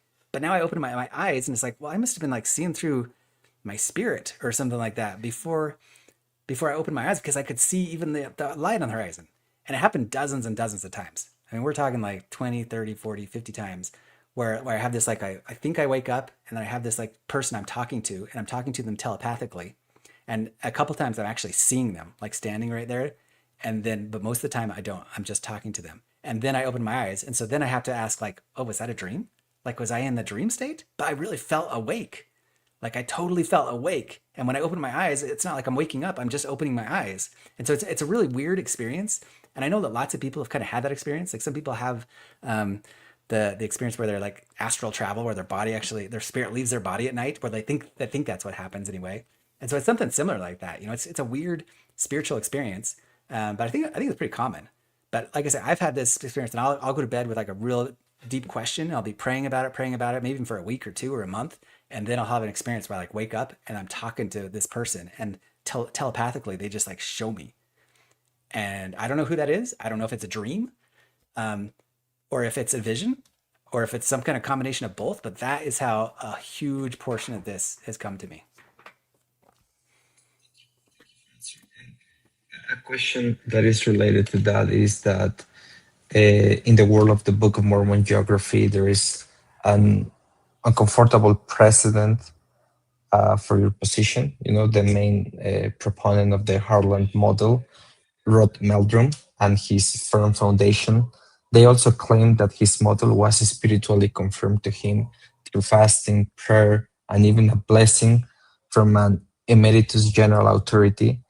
And you know, the academic criticism as fair interpreter directed at Meldrum points out precisely that using spiritual confirmations to validate specific geography correlations is methodologically problematic.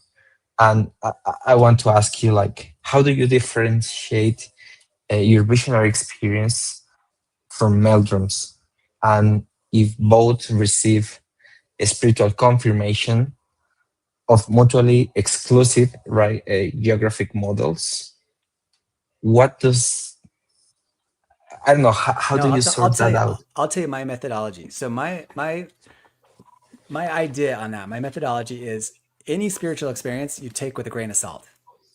And I hope that translates into Spanish. Like basically, everybody has. There's so many people who've had spiritual experiences. What do they even mean? I would say unless the evidence backs up your spiritual experience, it's not much better than just having an idea. So that's why I don't even really push the idea that this came through dreams.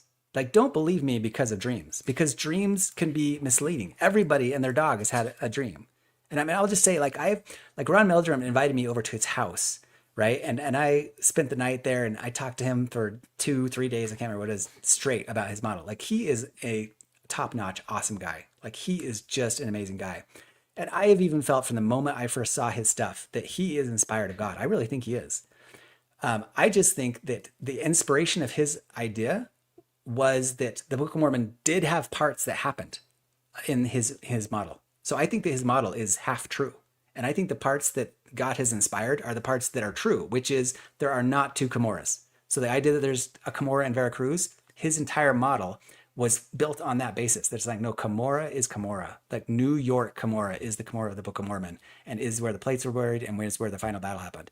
And I think that his inspiration on that was spot on and of God, because I absolutely agree that. And I agree that there was a ton of Nephite, like that is the land northward. That is the land of many waters. That is the land where the Mulekites came. That is the land where many of the Jaredites were. And so I think that he was inspired. But when it comes to the particulars of that, and it's the same with my model, I think that there's a lot of particulars of my model that are probably not right.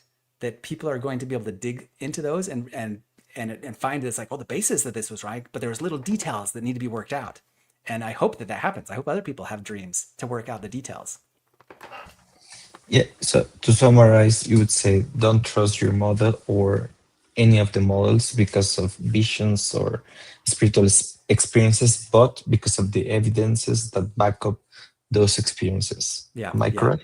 yeah. The spiritual Okay. experiences are for me. Like, how can you know if they're true Yeah, yeah, unless you yeah. have your own? Okay, thank you. Yeah, and also one of the things that I like about your blog, and one I would say of the boldest moves in your model, is the proposal that we understand the Book of Mormon not as a literal translation, but as a channeling, a product of Joseph Smith's visionary capacity. And you say that this better explains the anachronisms, the King James biblical quotations, and the 19th century elements in the text. Yeah, And I think it is a position that brings you very close to what the book's critics say, right? But I would say that uh, you maintain the channeling is genuine and the historical events are real, right? yeah. And I would ask, doesn't it concern you that this framework is a double-edged sword? You know, like if the cultural details of the text reflect Joseph Smith rather than the ancient authors, how can you rely on the geographic and archaeological details of the same text to build a historical model? frame that a little bit differently to me. So explain exactly what you mean a little bit Yeah, differently. I would say, for example, you said that Joseph Smith channeled that through his culture, everything he experiences. That's why we have these things of the King James Bible in the Book of Mormon, right? Hmm. And I totally agree with that, and is what most of scholars said today. But how do you distinguish when it's something that is just channeling through Joseph Smith, and that could be just his cultural, I don't know how to say it, his language or his cultural experience, or the way that he tried to say the things that I think I maybe know what are you mean. not like specific hard details or hard data on historical events or geographical points, you know. Yeah. So the way that I frame that, right, is I think that the Book of Mormon is true. And when I say that the channeling brings in his cultural worldview to it, I don't mean necessarily that he is changing the content of the book, right? I think that it's more like what you would call the difference between a formal equivalence translation and a traditional equivalence translation, right? So if you know the difference when you're translating, like the New Living Translation of the Bible is a great example versus like the Young's literal translation, right? So the Young's literal translation, he's like translating every little thing kind of like almost word for word. Whereas a formal equivalence translation, you're just like taking the concepts and you're really putting them in modern language. And you butcher the original stylistic aspects of the words in the text, but you're getting the meaning totally across. So when I say that like he's putting things into King James English, it's like I think that a modern translator would come up with a very different translation, right? But he is translating it like a formal equivalence, but even more. Like he is taking the words and he's actually like quoting from the Bible, right? So like when he reads King James, when he rereads Isaiah, he's putting it in King James Isaiah with just a couple of changes here and there, right? But it's like, what did the actual text say? Probably something quite different, right? It was probably like you could have 10 translators all translate an ancient text and come up with 10 different translations. But if you have and I get this once again from I have a lot of different books like the Colburn on my site, like Owaspi, that are kind of these channelings. I think that the author exercises more liberty in the way that they translate things, and they're using phrases from modern speakers, right? From modern translations of the Bible, but the content is the same. And so another example would be like he's calling pyramids towers. He's calling mastodons and mammoths elephants. He's calling, he's changing things quite a bit to fit his modern worldview as a translator would, but he's not changing the content. And especially when it comes to geography, he's not changing north into south. He's not changing a large city into a small city. So when it says that this city is north of this city and this sea is to the east and the west, none of those things change. Like those things get translated perfectly, but the language of the King James and of other things changes a good amount.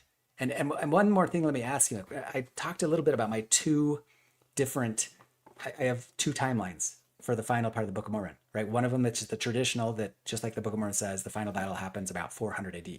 My other one is that there's a lacuna in Fourth Nephi, and there's actually 800 years of history that is unaccounted for, right? And that there was a disaster that happened at 775. There's like you can look up Wikipedia. There's a huge 7075 event where they know there's a massive solar flare or something that changed radiocarbon dates, cut a radiocarbon spine. Eastern Cheetle even says that there were two Quetzalcoatls. There was Quetzalcoatl the god, Quetzalcoatl the king. One of them came at the time of Christ, and one of them came around 755. I think that there was a confusion there. That there's the possibility, anyway, that there was a confusion there. So if that's true, then Moroni would have actually lived at about 1050 AD. And that would actually account for a lot of things, like the word ado in the Book of Mormon, in the Book of Jacob. Like that word came about right about that time, right? Tons of the different languages and stuff, and the stylistic approaches, and even the usage of King James English. A lot of that, if the Book of Mormon really did happen or if it was actually written around 1050 AD, and Moroni was actually kind of a contemporary with the Vikings, And this, anyway, I have a ton of research on this. It's kind of cool. But like I said, this is the only possibility. This is kind of a fringe possibility. It would explain a lot Actually, of those things too. yeah, thank you. I have a question precisely about those two chronologies that are in your article of the final destruction of the Nephites. And one follows the Book of Mormon dates, right? The Nephite destruction and has limited archaeological Archaeological evidence. support. Yeah, yeah. Yeah, But there is but there is support matches there. It's just the not as good. initial. Yeah, but matches the initial burning of Teotihuacan Yeah, around 300 AD yeah, and its subsequent fall of the Hopewell culture between the 300 and the 40 AD. yeah. And the second one matches the, as you said, overwhelming archaeological evidence, right? That Hmm. is the mass warfare, the migration, the social collapse stretching from Tula in the Valley of Mexico Yep. along the narrow west corridor to the American Southwest uh, And south. Puebloans. Yep. Yeah, Puebloans, right. ancient Puebloans. So, but I think there is like there is a tension, right? Like between 1100 and 1150 AD, and this doesn't match the dates that we have in the text, the Right. sacred text, Right. and I think that's a tension. And I would like to ask you, which of those two chronologies do you consider correct? And if it's the second one, are you saying that the Book of Mormon internal dates are off by 700 years or so? If so, you if the second one is true, then yes, the Book of Mormon dates would be wrong, right? And so you almost, and like I said, I don't take a firm stance on either of these because Yeah. on one hand, if you are kind of a scriptural literalist and you believe that there's no way God would allow the Book of Mormon to have dates in it that are incorrect, then you're going to favor the early one, right? And I say that's valid. That's valid. If we want to say the Book of Mormon is the most correct of any book on earth and that the dates are exactly like God said them, hey, that is totally valid. But there's just not as much archaeological evidence to support that final destruction of the Book of Mormons. Sorry, of the Nephites. Whereas if you want to believe that it's like, well, both the Bible and the Book of Mormon were written by mortal men, and even in the title page of the Book of Mormon, and definitely in the beginning, he says, if there are errors, they're the errors of men. He said, hey, there's problems. I'm mortal. And so if he was, using a different timeline, the Chichimek timeline, like I say, which actually started at 776, and I mean the thing that really convinces me of this model, there really are a lot of things. There's language that convinces me. There is historical evidence. Like I found people who like claim prophetic ability that are talking about. There's a website called Kalelis.com, and he shows genetic evidence. He shows just a lot of crazy evidence that even like the murals at Chichen Itza with these light and dark skinned people are showing that there were colonial, like the Vikings got here in America at 750, 850 AD. And that they did almost the same thing that the Spanish would have done 500 years. They kind of created an uproar, right? It wasn't as intense or as many, but because there's a lot less of them. But these Vikings came in and they introduced some pretty sophisticated metallurgy and technology. And when they made their way into some of these huge empire centers, they disrupted the empires. And if Moroni was actually a product of that, and that he is in contact with both Europeans that are coming across with the Vikings and Austronesians, like in my empire or in my model, I'm talking about that Vikings are actually in trade with Austronesians from Indonesia, right? Because Austronesians owned all these shipping channels that went from China to Madagascar, and certainly from China to India, and even into the Middle East. So I say they kind of had this global empire, and the Nephites, or sorry, the Nephites, Moroni, he's kind of caught in the middle of this, and he's getting influenced by biblical teachings and people who are actually from Europe that he's not talking about in his script, but they're there. Kind of the undertones of it are there, and that's why he's quoting from the New Testament, in fact, and that's why in all these mythologies of Quetzalcoatl and different prophets that came over from the old world that we have with Ixochitl and these other people who said, yeah, there were apostles that came over here. That's like legit because we had European contact. We got a lot of stories of that in England. We've got like Brendan the Navigator. There's a couple of different stories in England of people who are coming across to America, and the Colburn says the same thing, that they came to America and that they actually brought, this is during Viking times, that they actually brought Native Americans back to England with them. So there's a lot of evidence for that late timeline. It's very convincing for me, but I don't favor one over the other necessarily unless I'm wearing a different hat. Like if I'm wearing my spiritualized spiritual religious hat, I kind of favor the early timeline. If I'm wearing my archaeological scientific hat and I wanted to be a little bit critical of the Book of Mormon text, I would totally favor the late timeline because it's got the support archaeologically. Thank you. Let's have two more questions, and then we can just go through the comments or the questions that our viewers have. So the other question is about your correlation of Zarahemla with Teotihuacan or Cholula. That is the centerpiece, I would say, the centerpiece of your model, right? Yeah. But I was reading your articles, and even in your articles, you acknowledge that Teotihuacan's peak continental hegemony occurs around 300 and 400 AD. Mm-hmm. And that's exactly when, according to the text, the Nephites are being massacred and fleeing northward, right? Mm-hmm. And you yourself raised the question, right? If Teotihuacan was the largest continental power, why didn't send armies to help the Nephites in the final battle? And you proposed that it was precisely the destruction of Sarhembla Teotihuacan that triggered the Exodus, but the archaeologist dates the biome destruction of Teotihuacan closer to 550 AD, by many estimates, not 300 AD.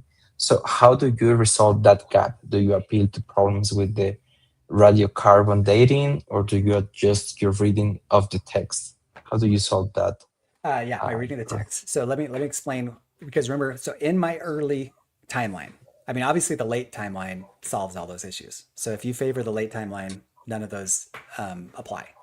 But for the Okay. early timeline, then it would just be if you remember if you read that quote, and I can't remember the author that comes at it. It's just the Quetzalcoatl that is destroyed at like 360 AD in Teotihuacan, right? There's just one battle that comes in. They destroy a couple different palaces, and then that's all you see. And so what I would favor is that Teotihuacan actually gets like really kind of wicked. And the way that I see it is like when Mormon comes from the land northward, right? So Mormon, he lives and is born like way up in somewhere near, I keep wanting to say Cuicuilco, but either Culiacan or the desert southwest of the US. So he's from Desolation. So he's way up somewhere between Sinaloa and Tucson, Arizona. Now, like, why on earth are they bringing him all the way down into the land of Zarahemla in the first place? Doesn't that seem weird? But if there was a transition, if something happened where the dynasty of rulers who were actual Nephite rulers, remember, because Mormon goes out of the way to say, I am a true descendant of Nephi. Like he wants to go out of the way to say, I am a blood descendant of Nephi.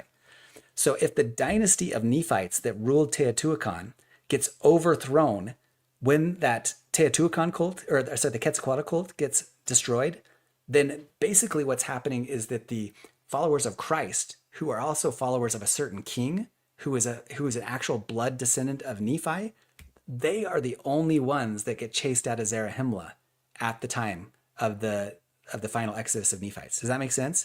So then just picture this, like, and this happens in Europe all the time. So let's just say that the Nephite dynasty ends up ruling Teotihuacan until about like 350 AD. But the population, there's tons of immigrants coming in from the Mayan lands, especially the Xincalenca, and maybe from other areas of Mexico. And they become the majority of Teotihuacan. And so kind of the blood and the ethnicity of Teotihuacan switches by about 350 AD.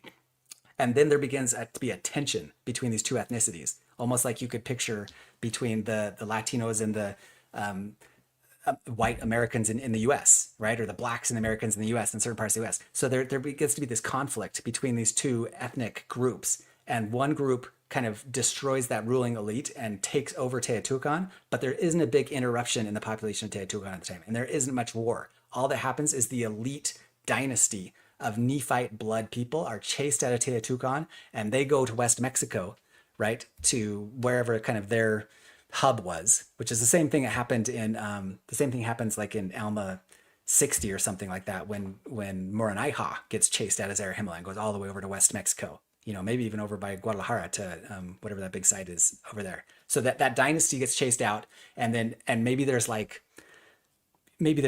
10,000 people who and they're all the ruling elite that get chased out of Zarahemla, and then they go kind of set up their rival kingdom over in Desolation. right? And then they start gathering their people. And then there gets to be more tension in Zarahemla. So even more of the Nephite blood people are getting chased out of Zarahemla up into West Mexico. But enough people still exist in Teotihuacan, and enough Mayans and other ethnicity groups are coming into it that there's no interruption. So that it continues to be a bigger and bigger empire, even while the ruling Nephite elite got chased out of town. And now they send an army to go and destroy and annihilate that rival dynasty. Does that make sense? I mean, that's kind of like the same story you hear in China, in Europe. There's so many examples of that in history, right? Thank you. And the last question that I have is, you mentioned that your model is supported by ancient texts, and you mentioned the writings of Ixtli Yeah, translation of the Aztec Codex, and in your blog you mentioned the Britain's Colburn writings. And yeah, I would just like to ask you, like, because the Ixtli wrote in the 17th century, right, under heavy post-conquest Christian influence, and the Colburn texts are being extremely dubious provenance of that many consider a modern fabrication. yeah. So I would like to ask you, how do you evaluate the reliability of your supporting sources? How do you choose, like, what can be just like I don't know how to say, like a modern invention? Like, for example, the church and many have been getting away from this correlation between Quetzalcoatl and Christ, right? Because they rely on sources of Franciscans that arrive, and they were just putting their Christian minds into their text, right? How do you do that? What's your process while doing some research? I mean, so it's a valid concern, right? And it's a big conflict within academia right now, just like you mentioned, right? So do we trust any of those early historians? Like for instance, Ixtlilxochitl, he is partly Spanish and partly Aztec. So did he have a better handle on what these histories said than some modern revisionists might? Or did he have a completely polluted view that was just so influenced by his Spanish ancestry and his Spanish education that we shouldn't trust a thing he said? You've almost got two camps within even academia, and it almost kind of breaks along like whether you are kind of Christian yourself or whether you're kind of like anti-colonialist, anti-Christian yourself, right? And so like my biases go toward a pro-Christian, pro like anti-revisionist, that these guys actually really knew the history very well, like better than a lot of our modern historians do, because they lived closer to it, that they had grandparents that were full blood Aztecs, that they were like, he even says that, right? He says like, I can speak to these guys. I know their language. I understand their histories. So I trust him when he says that. But I totally get it. I understand if somebody wants to question him and say, hey, that is not a reliable source. Like he's totally just biased. He's absolutely biased and we can't believe a thing he says. I'm there's no way to get away from that, right? Because there's a bias either way. So if you are an academic and you're trying to decide which of these people to believe, like your own biases are going to determine who you believe. And so I mean Grant Gardner's a great example. He totally disregards Ixtlilxochitl, and he totally is starting to, and he's kind of leading the cause of people saying that Quetzalcoatl is bogus. And I've had this debate with him online, right, on Facebook quite a few times.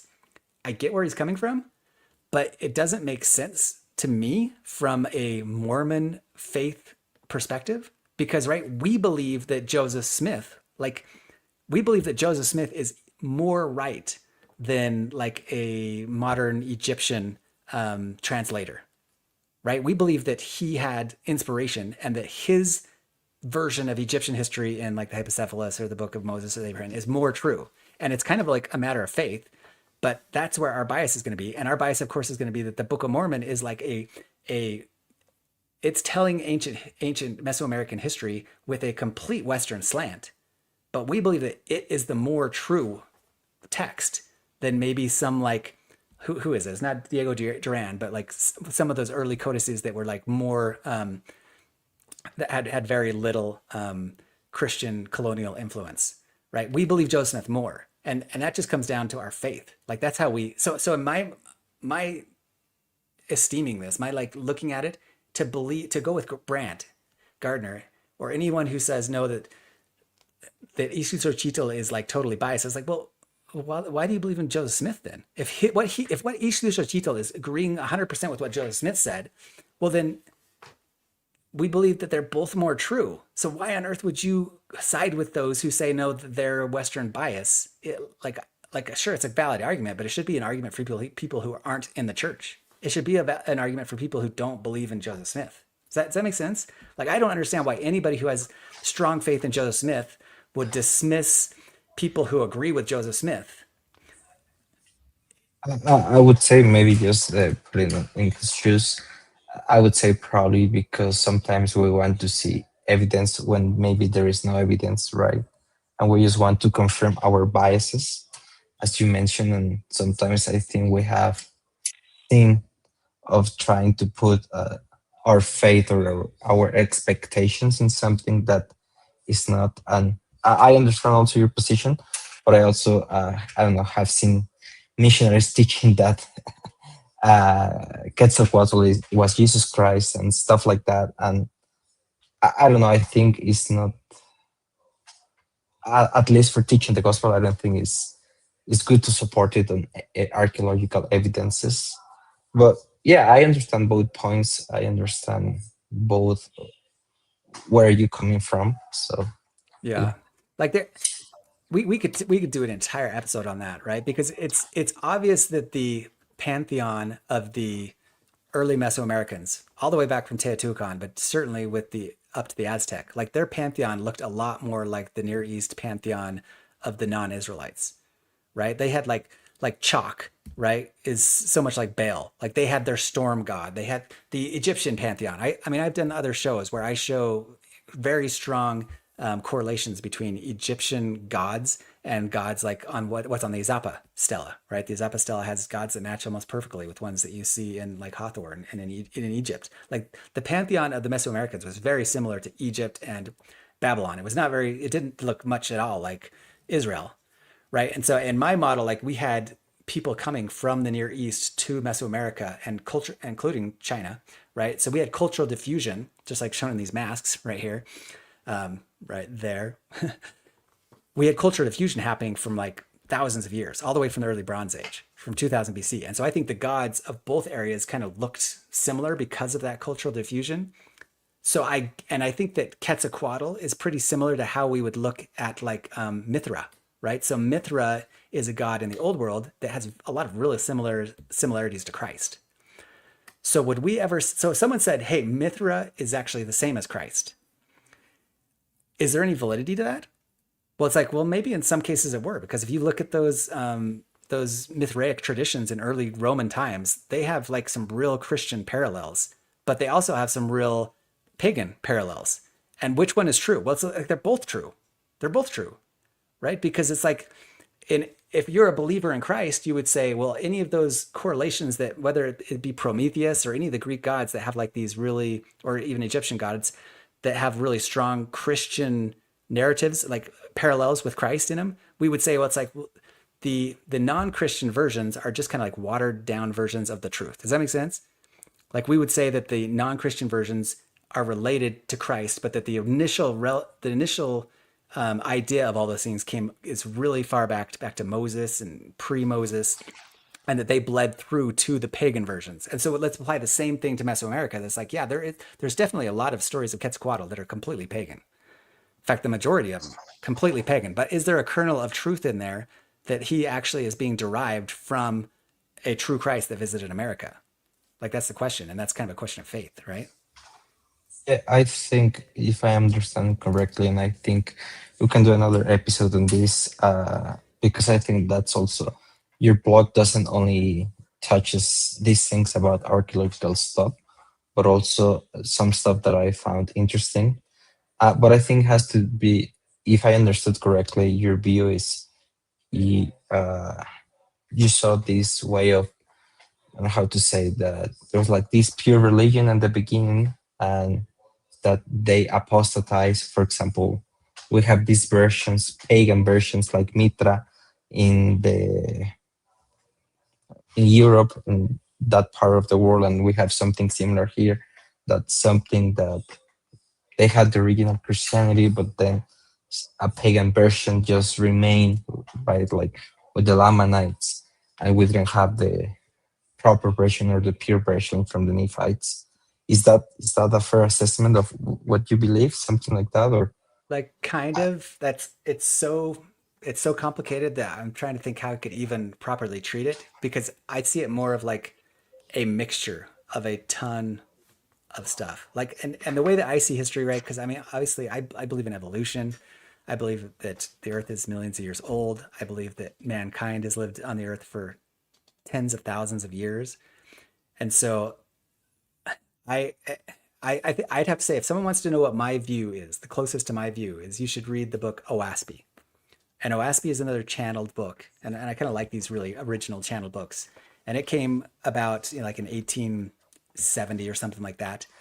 But it tells a history of how it's like you've got like cycle after cycle after cycle. Like Earth is kind of split into like these 3,000 year cycles, and at the end of every 3,000 years, there ends up being kind of like a little bit of a disaster, but that every one of those cycles has like its own kind of plan of salvation and its own prophets, and it gives a history of how this connects the spirit world to our world and other worlds. I mean, it's a super original, very different worldview, but it kind of shows how the Bible fits into that worldview and how the pre-diluvian from Adam to the flood are actually like a symbol or a type within the Bible, and they're actually typologically, symbolically portraying tens of thousands of years of history. That's why each person like lives 1,000 years, because each one of those, and that's why there's only 10 people from Adam to the flood is 10, and then from the flood to Abraham is 10, and each one of those symbolizes like a full 3,000 years of history, and that through all of those years of history, all of these myths were created, right? Because you've got all of these stories and prophets that are being recycled over and over, cycle after cycle, and that they all kind of make their way into Christianity. And so Christianity is like taking all of these myths and kind of like trying to refocus them into a single narrative, the single Christian narrative. And that's what the New Testament's doing. They're taking all of these like assorted mythologies really, and they're trying to like apply them all to Christ. And it's like, well, is that dishonest of them? Is it not true of them? The way that it paints it out is a really cool worldview. That it's kind of like, no, it's not really false, and it's not really dishonest. It's just they're symbolically taking a lot of stuff and mixing it into one. And so I would apply the same thing into the Mesoamerican mythologies and gods, that you've just got this huge pagan framework, and that the Israelites that lived within Mexico, right, which I think are lived in Oaxaca and in the Valley of Mexico, that they were taking all of these and kind of mixing them into one as well, and that even persisted into Aztec times. And so that these people who are saying that like Quetzalcoatl is Christ, it's like, well, kind of true. He's like a mythology, and he's a mixture of tons of pagan and non-pagan things, but it's like it's still kind of true the way they're kind of mixing him together. And in the same way that Christ is like, they take aspects of the morning star in the New Testament, and they're like applying it to Christ. It's like, well, the morning star is a completely different figure, but is that horrible to like apply it to Christ? No, because it's like Christ encompasses all this. You see, that's a really complicated subject, and something that I can't treat well. I'd have to write a huge essay, and then we'd have to talk hours about it. But can you spell the name of the book you mentioned? OASPE, OAHSPE. O A H SPE. Yeah, I have a thing on my website. Like if you go to my website and just go to texts, I have a big list of my favorite kind of channeled texts. So the Colburn that we've talked about, Yeah. that's a great one. Mhm. That is a great one. And like I say, if anyone thinks that that's fake, there's parts of it that probably are fake, right? It's a amalgamation. It's a combination of a lot of books, and there's probably a lot of spurious, mystical, modern texts in there. But there is a lot of ancient texts in there too. And I'll go toe to toe with anyone who wants to argue about some of those, because some of them are very legit. It'd be impossible to like to fake, but a lot of them are probably fake too. But that's everyone has to decide. But the Law of One's another one that's super interesting. Emmanuel Swedenborg, obviously. But this is OASP. If you go to this OASP text in Mormonism and this introduction to OASP, I give a pretty good description of that book. It's a very interesting book. I don't really love its Christology, like what it talks about Christ. I think has kind of Muslim undertones, Muslim sources. But man, it's so much really interesting original thoughts there. Like it's a great book. It's super interesting, like 1,000 pages long. Okay. Yeah. Yeah. And I don't know if you're open to, but I would like to invite you for maybe a next part to discuss about. I think I found really interesting the way you read Doctrine and Covenants 1 when we were referring to the one truth and living church, right? And I like how you interpret that uh, because in in Christianity and in general, there's a problem that we have, right? That we have basically three positions: the exclusivism, that means that outside the church there is no salvation, right? Yeah. The inclusivist version that maybe Catholicism and some branches of Protestantism accept, right? This position it's maybe more recognized by Karl Rahner, the anonymous Christian, or uh, Bonhoeffer when he talks about to be like Christian without religion. And I think that in that vision, they can be safe. Or they include them, and they rely on Justin Martyr theology when he talks about logos spermatikos in Greek, which means like the seeds of the logos of the word, that they say that each culture had like these seeds that help them to contribute to flourish, and that they prepare that light, those seeds of the logos, help those cultures to be prepared to receive the gospel, right? For example, he said that the Greek philosophers and everything, they had that seed of the logos that helped them to recognize when Christ arrived. So in that vision, in the inclusivist vision, it's each culture has these seeds of the logos which they receive, and that's why when you talk the gospel, they recognize it, or they are prepared to receive it, right? And there is also the pluralist version or approach to religions, where each way of religion, each version at the end is just one, and they are pointing to God. And each of these religions is an authentic way to approach the divine, right? Yeah. So, so this is for our viewers. This is basically the framework that we have in the study of religion. How we approach the, I don't know how to say, the diálogo interreligioso, the interfaith dialogue, I think it Yeah. is Yeah. how you say it. Yeah. Uh, so yeah, and I think your approach is good, and maybe we should discuss it in another episode. But I think aligns probably with what Terrell Givens mentioned in some of his books, the approach that Joseph Smith had about the church, that it was something that was coming from the desert, right? But not something.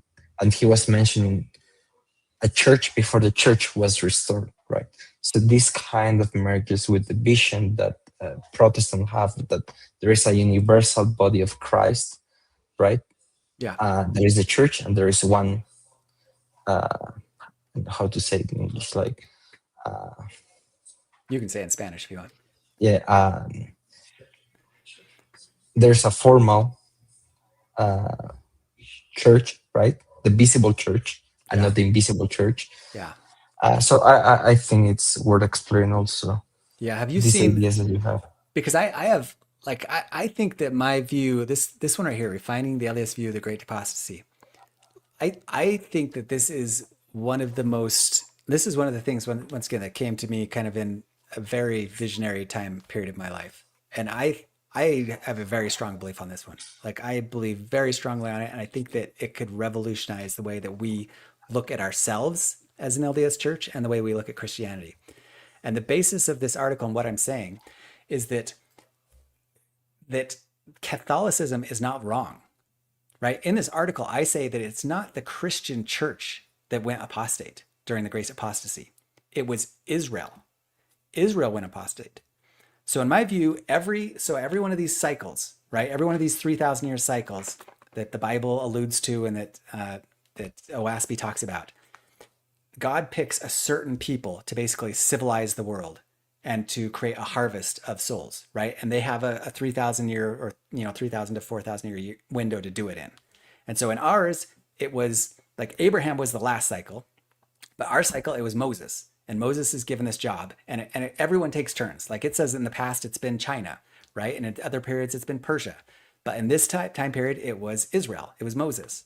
And so Moses kind of creates the church and he grows Israel. And when you think about Israel from the time of Christ, or from the time of Moses to the time of Christ, Israel was like corrupt. They were so messed up, right? I mean, they are having prophets that are doing horrible things. They're so wicked and evil, like they're idolatering in the temple itself, like talks about before the Babylonian captivity, that God destroys them, right? And it even says from the very beginning that it's like at Mount Horeb, like God wanted to give them the fullness of the priesthood, but they wouldn't have it. He wanted to, like Moses wanted them to come up to the mountain and see the face of the Lord, but they wouldn't have it because they were too wicked. And so he gave them a lower priesthood.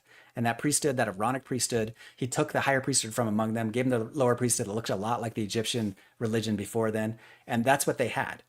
So my big view is that our idea that somewhere like 100 years after Christ, that God was like, these guys are too wicked. I'm taking my priesthood totally away from them, and I'm just like leaving them to themselves. They are just, I'm done with them. They're not my people anymore. That's bogus. I think that view is done a lot of damage to the church, and it's a horrible view. I think what happened is Israel went apostate.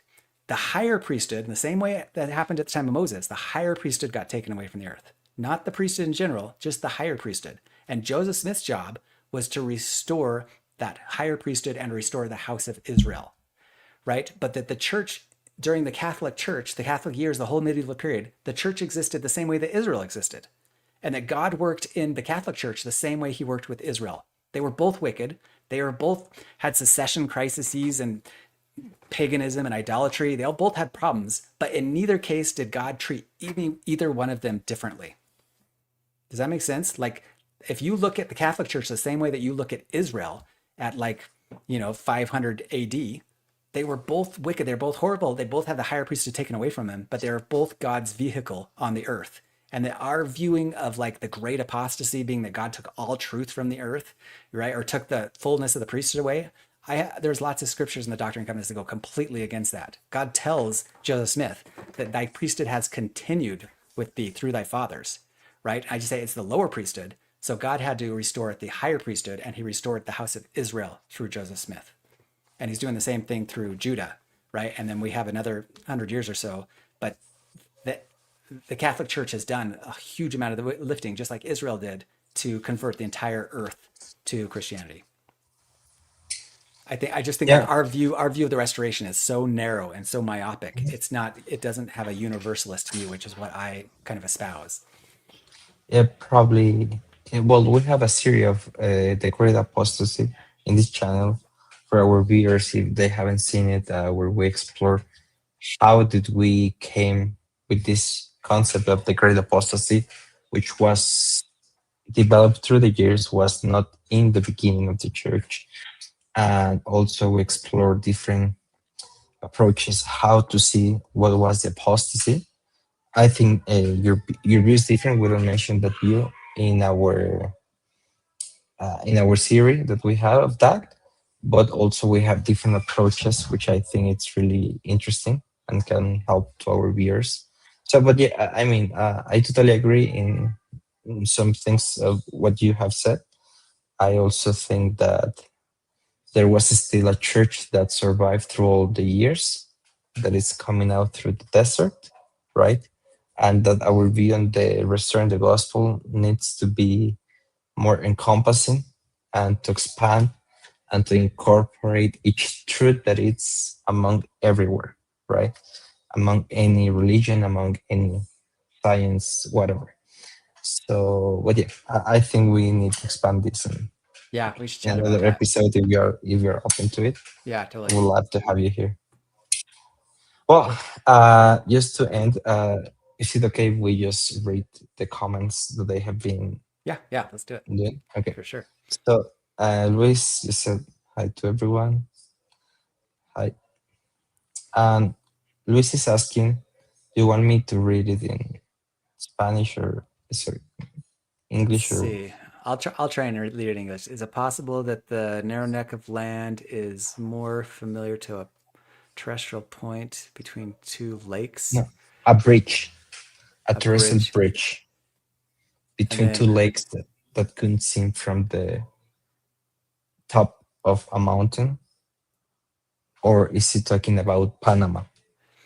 so the problem with there's two views he's pulling in here. So the problem with it being Panama, right, is that if you try and make the narrow neck Panama, then that means the land of Zarahemla and the land of Nephi are in South America.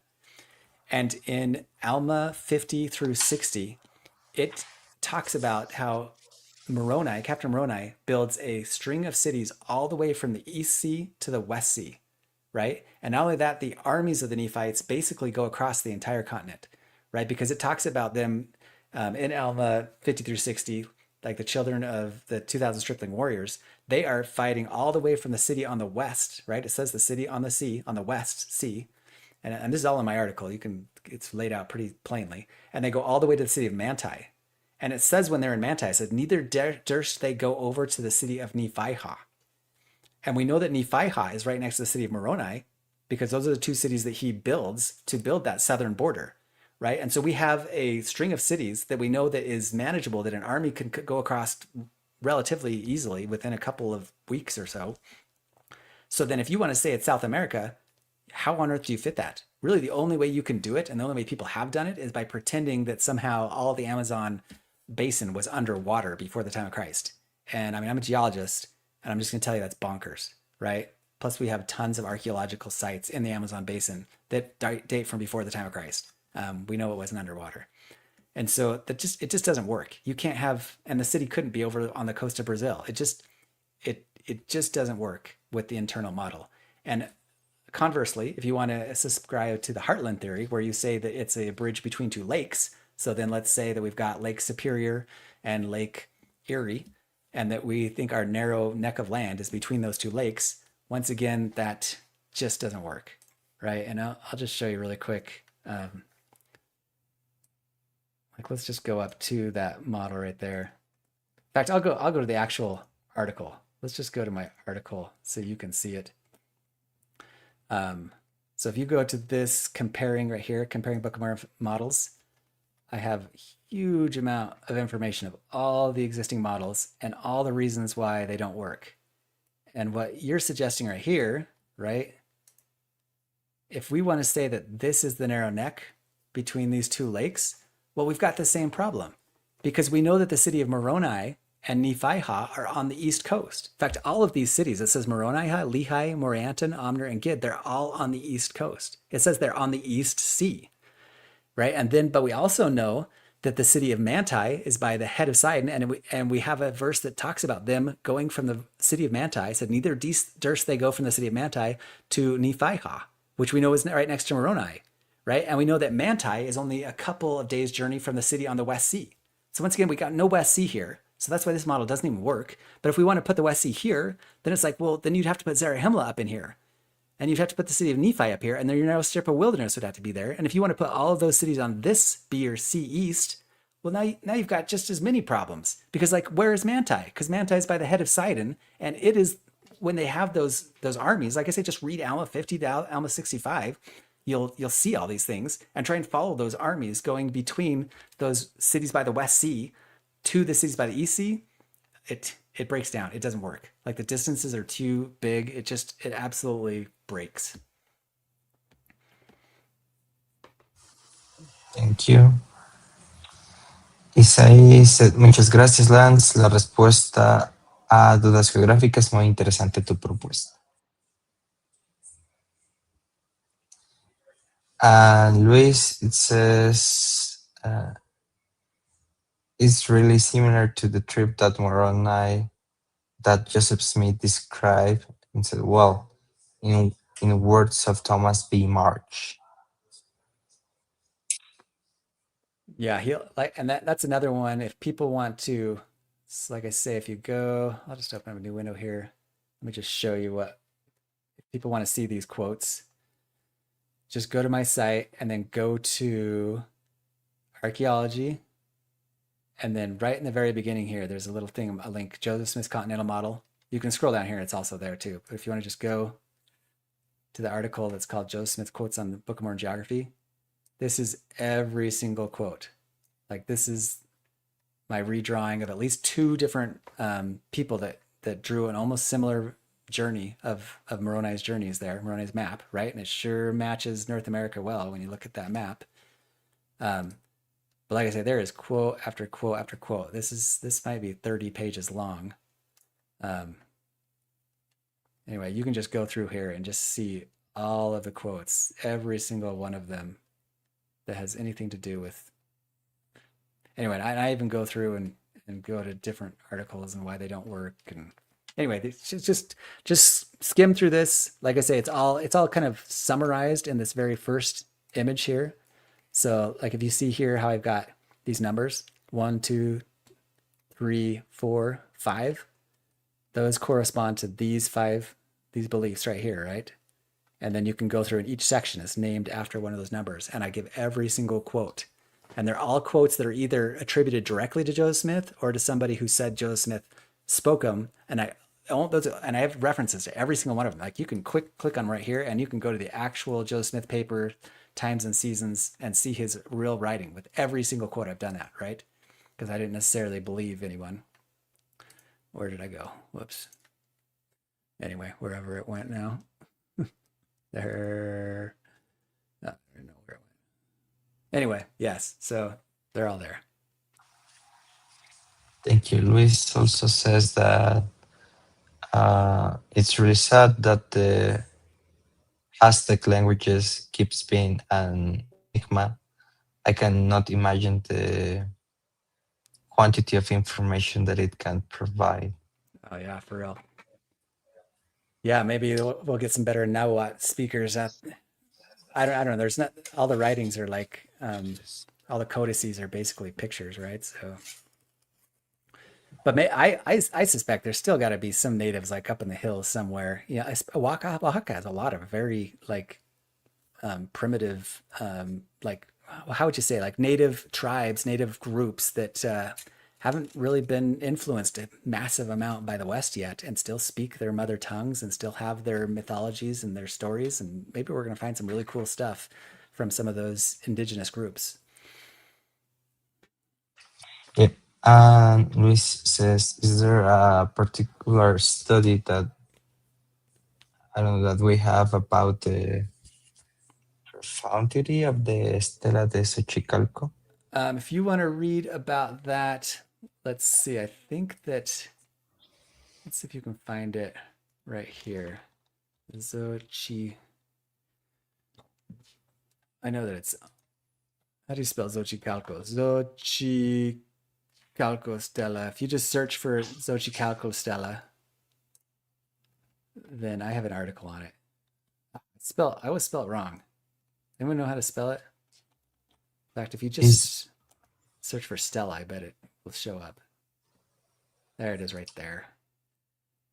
So yeah, if you want to find some more information on here, I have quite a bit of information. Like this lock, this is really impressive, right? Because like I talked about this, like you see how the writing is actually, it's not engraven in, it's outset.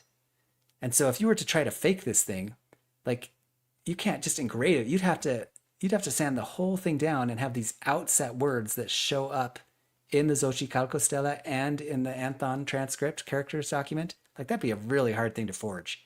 Like I honestly think that that is legit, right? This is actual language, and you find that same thing in the Stela itself, right? And I mean, maybe this Stela could be fake, maybe it could be forged.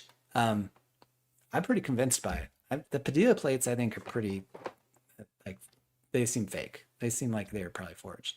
But this one, like, dang, this just seems like even some of these symbols, like that little symbol right there, I've seen that in rocks by Mazatlan, in ancient hieroglyphics by Mazatlan.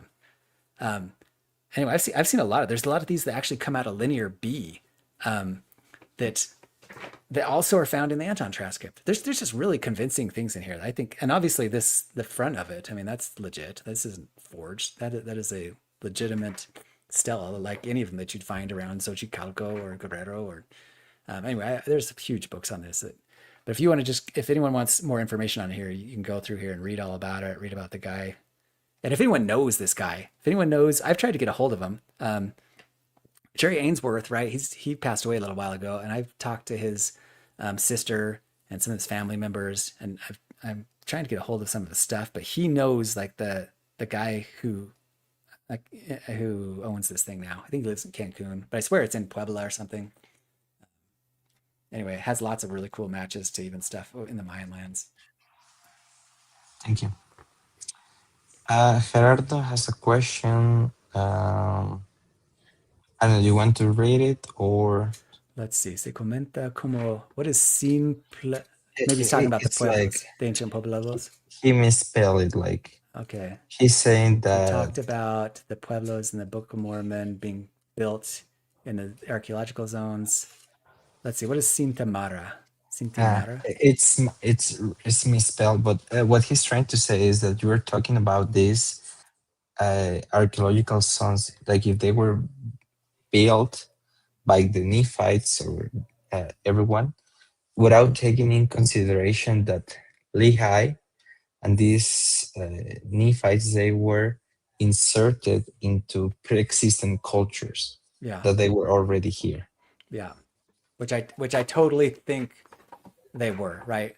Like I said, I think that Oaxaca, the Valley of Oaxaca, is my land of Nephi. And I think that when Nephi got there, there were already a lot of people, right? And that the main city center within the Valley of Oaxaca was San Jose Mogote, and it probably had 10,000 people.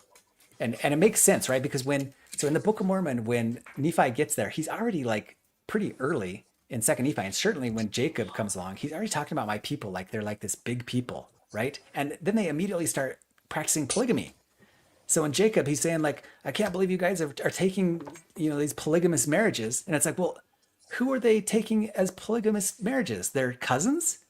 Like if they were all just like a group of like 40 people who were the children of Nephi and Sam and their wives, and maybe in those 30 years you could grow to like 50 people or something like that. Who are the wives they're taking? That makes no sense. The only way that those chapters make sense is if they came across a people who were there already and they're taking wives of the natives, right? And crazy enough, there's actually evidence in the archaeology of Oaxaca of polygamous marriages during that early phase. And not only that, it talks about how that they are like strange polygamous marriages because they give them such elevated status, right? It's like abnormal because in the Mayan and other lands, their polygamous marriages are given far lower status, but they've got these polygamous burials. I'm trying to remember what city it is. I think it's north of Monte Alban. Closer to San Jose Mogote. And they're like, man, and the polygamous marriages have very elevated status, strangely. But yeah, so I think that they totally come in there and they are natives and they are indeed inserting themselves. And I think they were probably Semites. But the only evidence I have of that is the sites to the north in La Venta that have those ties to the old world. And my belief that they probably wouldn't be marrying people unless they were Semitic people. Yeah, so just to be clear, he maybe misunderstood, but you totally believe that they were inserted into pre-existing cultures and populations, that they didn't build Teotihuacan or something like that, but that they were living among those cultures. Is that correct? Or they're a mixture. And I think that more than anything, that the Nephites are more the ruling elite. So I picture it the same way that I picture the Spanish, right? So the Spanish inserted themselves into pre-existing cultures.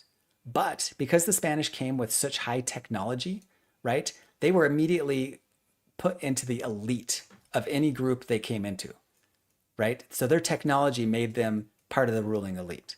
And so they very much changed the culture. Whereas if you have a group that comes and inserts itself into a group and they don't have anything special about them, they just become plebeians. They become part of the lower class of that culture and they don't really change the culture.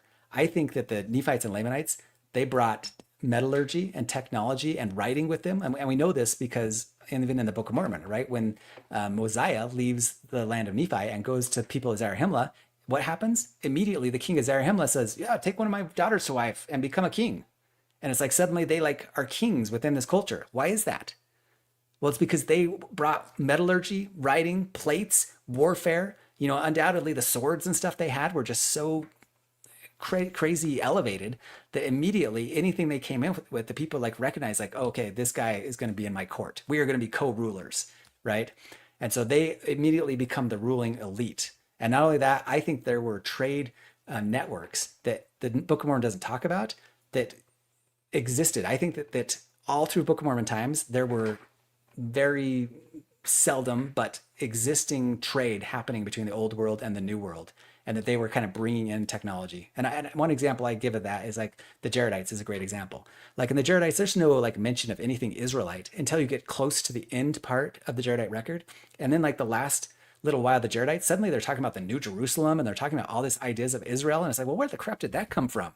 Like there's supposedly no real communication between the Nephites and the Jaredites, and now we're already having Nephite names, and we're having Israelite names, and we're talking about the New Jerusalem. Well, it's because I think that from the time of David, that David and Saul, they conquered the Amalekites, and the Amalekites in the Book of Mormon is a biblical name, right? The Amalekites were biblical people, and they're the people that the Amalekites, along with the Amorites, David and Saul conquered their empire, right? They were aligned with the Phoenicians, and I think that their empire, they've ruled, because I think they're the Hyksos, and anyway, that's a whole different subject because I have a correlated timeline for Egypt.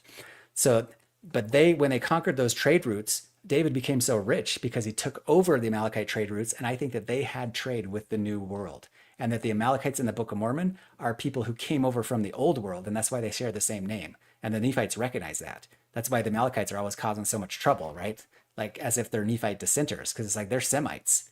And the evidence of that is like all this stuff in Levanta that matches with Assyrian motifs. And so anyway, I think they were trading with the Jaredites quite a bit, all the way from 1000 BC to at least 600 BC, that you had trade coming back and forth between the old world and new world. Not a ton of it, but enough to leave its mark. And so anyway, when the Nephites come in, then they insert themselves in some of these cultures and immediately are the ruling elite, just like the Spanish did. So that it's like how much of the population of Teotihuacan was Israelite and how much of it was native. Well, I mean, by that time they've been here 600 years, so they're all native. But I would bet it's still probably a small percentage. I'll bet you that their DNA got drowned out pretty quickly after they left the Valley of Oaxaca.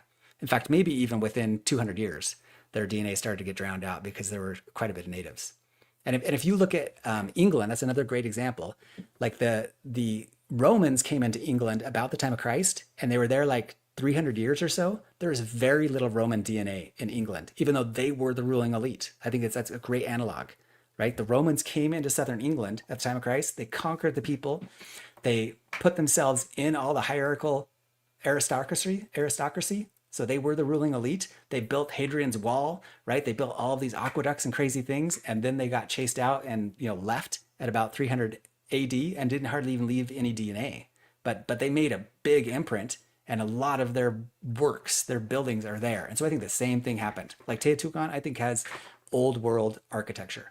And I think it's not just a coincidence that the footprint of the Great Pyramid in Teotihuacan is like almost identical to the Great Pyramid in Egypt.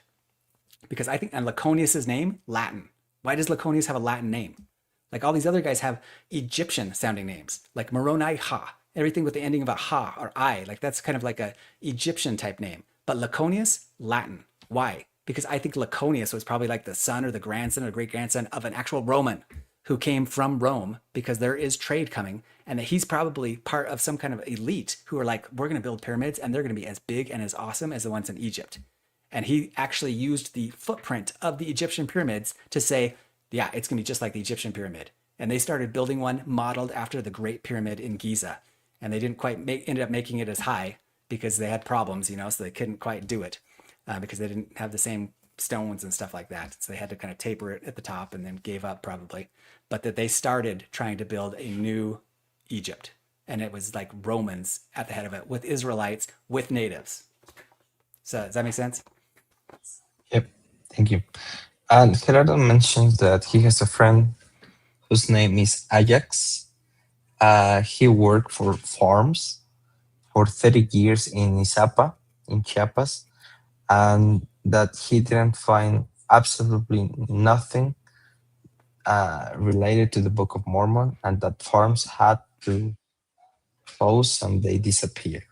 We had two episodes with Ajax in our channel where he worked. He's the one who do the drawing of the Estela de Izapa. The first ones we have, he did those, and yeah, he agrees what with what Gerardo is saying, that he didn't think that the Book of Mormon occurs in Mexico or anything related. All right, we're getting into a lot of stuff here. Let me really quick go. So, right when some of the early church members thought that the Zappa Stela had that was Lehi's dream, everyone kind of like caught on at that and is like, cool, Lehi's dream is in the Zappa Stela, right? And they promoted that. And then people who kind of had a better handle on Mayan and Mesoamerican artwork got in there and were like, yeah, this doesn't look anything like Lehi's dream. Like, what the heck are you talking about? Right? And so now most scholars in the church have completely dismissed that and dismissed the idea that the Zappa Stela has anything to do with Nephi's dream. I have found an amazing amount of correlation, not with Lehi's dream, right? I agree that Lehi's dream is not in the Zappa Stela, but what is in the Zappa Stela is a shared Near Eastern narrative, right? So the Zappa Stela has motifs that Lehi actually borrowed from too, because Lehi's dream actually comes from his culture that he lived in, his Near Eastern culture. And let me just show you really quick how cool this is. So I'm gonna start just with La Venta, because I've talked about La Venta a lot, right? But if you haven't seen this, you need to, right? Because this evidence is undeniable. Once you really get into this evidence that correlates the Near Eastern motifs with the Mesoamerican motifs, you can't any longer deny it. Like whether you're a scholar, whether you could be an atheist and you still look at this stuff and you'd have to be like, that's crazy. Like there's no way that's a coincidence, right? So let's just look at some of these really quick, and I'll just give you an example. We'll talk about Izapa first, and then we'll talk about La Venta first, and then we'll talk about Izapa. But do you see this handbag, right? So we've got this guy here. This is in La Venta, right? So Veracruz. We've got this guy with an eagle head. So an eagle head warrior with a handbag inside of this serpent quadriform. Okay, so this is obviously Mesoamerican Olmec artwork, right? It dates to about 700 BC.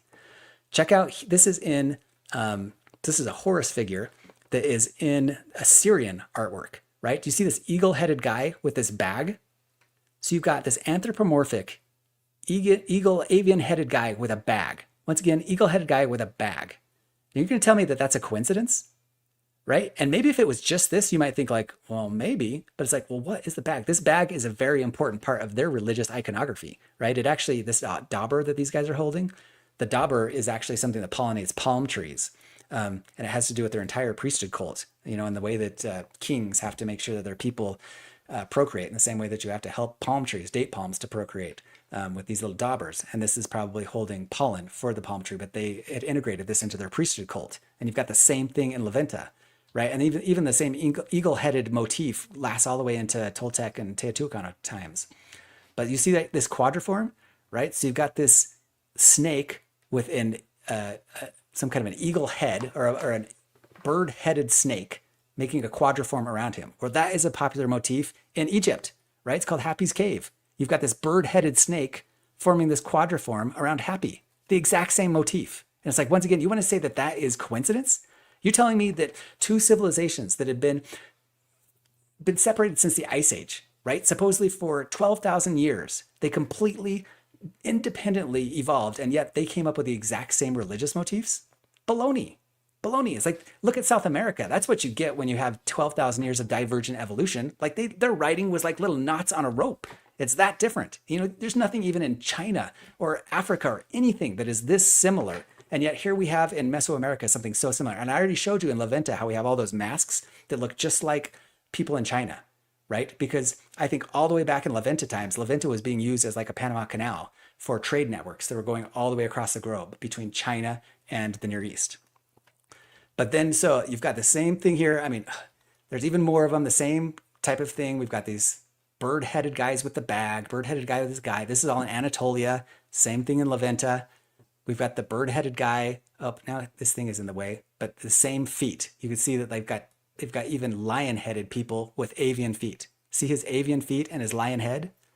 We got this lion-headed guy, avian feet. These are from the same motifs in Assyria, in the Near East. Mesoamerica, Assyria, right? Same thing here. Look, and obviously in Assyria and Egypt, there's cultural diffusion there. Like they share motifs between Assyria and Egypt. So that's why we see them in Mesoamerica too, because they're sharing the same motifs, right? Bird-headed guy, avian feet, cat-headed guy, bird-headed guy. Same type of things go on there. This one is like you've got this Horus figure. This is a bird-headed lion trampling a captive, right? Chalcanzingo got the exact same thing. Bird-headed lion trampling a captive.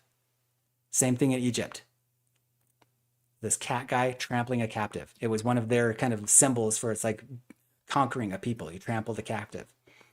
We already talked about that one, right? This figurine that people call fake, the ridiculous. You can read the actual dig notes of the professor who found this in Toluca. It was under a second subfloor, and people accused his graduate student of planting it. He's like, no, he did not plant this. We found an Etruscan figurine in Toluca, right? These are ones that you actually find, like they find them in Syria, they find them in Tunisia, they find them in Italy. They even find them all the way over in Pakistan.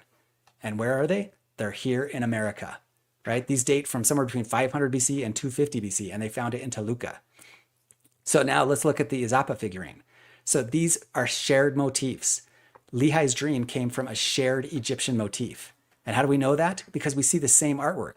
Like, so you see the tree here, you see this supplicant, we have like this kind of god coming out of the tree and giving some kind of a potion or something to the supplicants, right? So look, you see the exact same thing in all this Egyptian artwork. All these are Egyptian artwork. You see the supplicant. So we've got the same goddess of the tree. The goddess is coming out of the lotus tree.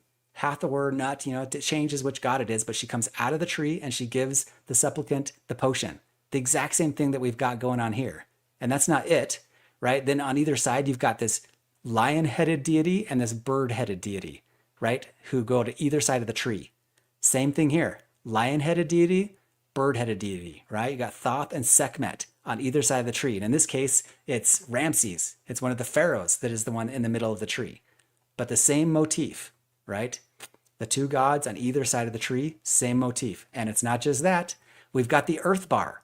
The earth bar is a very popular known motif in Egyptian archaeology. The earth bar separated the land above, the terrestrial, from the below, the telestial, right? The waters where the underworld was. And then you had the waters below and the god below that kind of represented that underworld. We've got the exact same thing. See here, you've always got this earth bar and you've got the snake or serpent or waters below. Like, do you see how it kind of even comes up like this? Here you've got Apophis, or a Pepi, right? The god of the waters below, who actually even makes this exact same shape, right? And separated by the earth bar. And then not only that, you've got, oh God, their helmets are all kind of similar, but check this out. So in this illustration, you've got him standing on the earth bar, but here you've got kind of the crocodile god going down underneath into those waters below, right? And this is, once again, in Izapa. Right? And it's the same thing like right here, that thing right here. A lot of people think that this root system is probably the same as kind of this god, right? Kind of this crocodile type god that is transcending. He's got the tree of life coming out of his butt or whatever from his rear end. And then underneath, he's transcending below the earth bar into the underworld. Well, the same thing is all over in Egyptian motifs, right? The crocodile god, especially with the scepter, right? We always see the crocodile god, which is Sobek, and his motif with the scepter. Right? Same thing here. Here's the tree of life with Sobek with the tree of life and his scepter. So then once again, it's like we have 10 motifs there. Like in the Izapa figurine, we have 10 different motifs that all match Egyptian artwork. And it goes along with the same stuff that we see at Chalcanzingo and La Venta. These are all very rich, sophisticated hieroglyphic motifs that match Near Eastern motifs. And you want to try and tell me that those are a coincidence? I mean, if you think that those are coincidence, I I question your intelligence. It's bonkers. That's bonkers. There's no way those are coincidence. There's too many of them and they are too specific. Find me a single other place on the entire planet where you can have that specific of like religious motifs all found within the same areas. And not only that, the fact that they're found there on the Isthmus of Tehuantepec, Tepec, right, in that area where you would definitely have some kind of a Panama Canal if there was any kind of global trade network that was trying to span across from the Near East to China and such. So anyway, there really is a ton of evidence for Near Eastern people in the America. I mean, think about this. Think how silly it is that academia actually questioned that the Vikings were in America, right? There was all these early Viking annals that talked about the Vikings coming over to America, to Vineland, and people questioned that until they found Lance Meadows and could prove definitively that it's like, oh yeah, the Vikings are absolutely in America. We have a couple of Viking settlements in Nova Scotia. And then academia was finally like, okay, yeah, we all admit the Vikings were here. Because before that, it was Columbus. Columbus was the first one to discover the New World. I say, this is just bonkers. It wasn't Columbus. It wasn't even the Vikings. They've been coming to America for thousands of years. If they could build the Great Pyramids, then they could sail around the world. I'm telling you. And they did. It's just that these civilizations would rise. You'd have these global trade networks that would spring up. They would be well guarded because people who had these trade networks were kings and they were rich and they guarded them from other people. And then their culture, their nation would get attacked and they'd collapse. And so then you'd go a couple hundred years with no trade, right? And then it just repeat over and over and over again. Anyway, hopefully that kind of answers his idea. And I hope it also puts to rest the idea that there's no correlation between the Izapa stela and the Near East. It's not Lehi's dream, but Lehi's dream is based on those same Near Eastern motifs. Thank you. Gerardo continues saying that there are three periods of construction of Monte Alban. The first one was 600 AD, and at that date, you can find that date in the museum that is in that zone. Yeah, it matches pretty perfectly with the Book of Mormon. And some people put it at 550 BC, some people put it 500 BC. I mean, there's a lot of wiggle room in the radiocarbon dates, right? But it's right in that period that the Book of Mormon puts it. And it comes from, like I said, San Jose Magote. Somebody mobilizes the people of San Jose Magote and says, hey, let's chop the top of this mountain off and build a huge temple acropolis, just like Jerusalem. Yeah, he says that Monte Alban, its meaning in Zapoteco, it's Cerro del Jaguar, like Jaguar Mountain. Jaguar. I think there's a lot of debate on that. I've read so many different articles that debate on what it means, whether it's named after the white flower that they find on it. Yeah, there's just, or whether it's named after the white hills of Italy. There's a ton of debate and speculation on what it's named after. But what's interesting though is for sure in Zapotec, like the Zapotec called themselves the people of the cloud.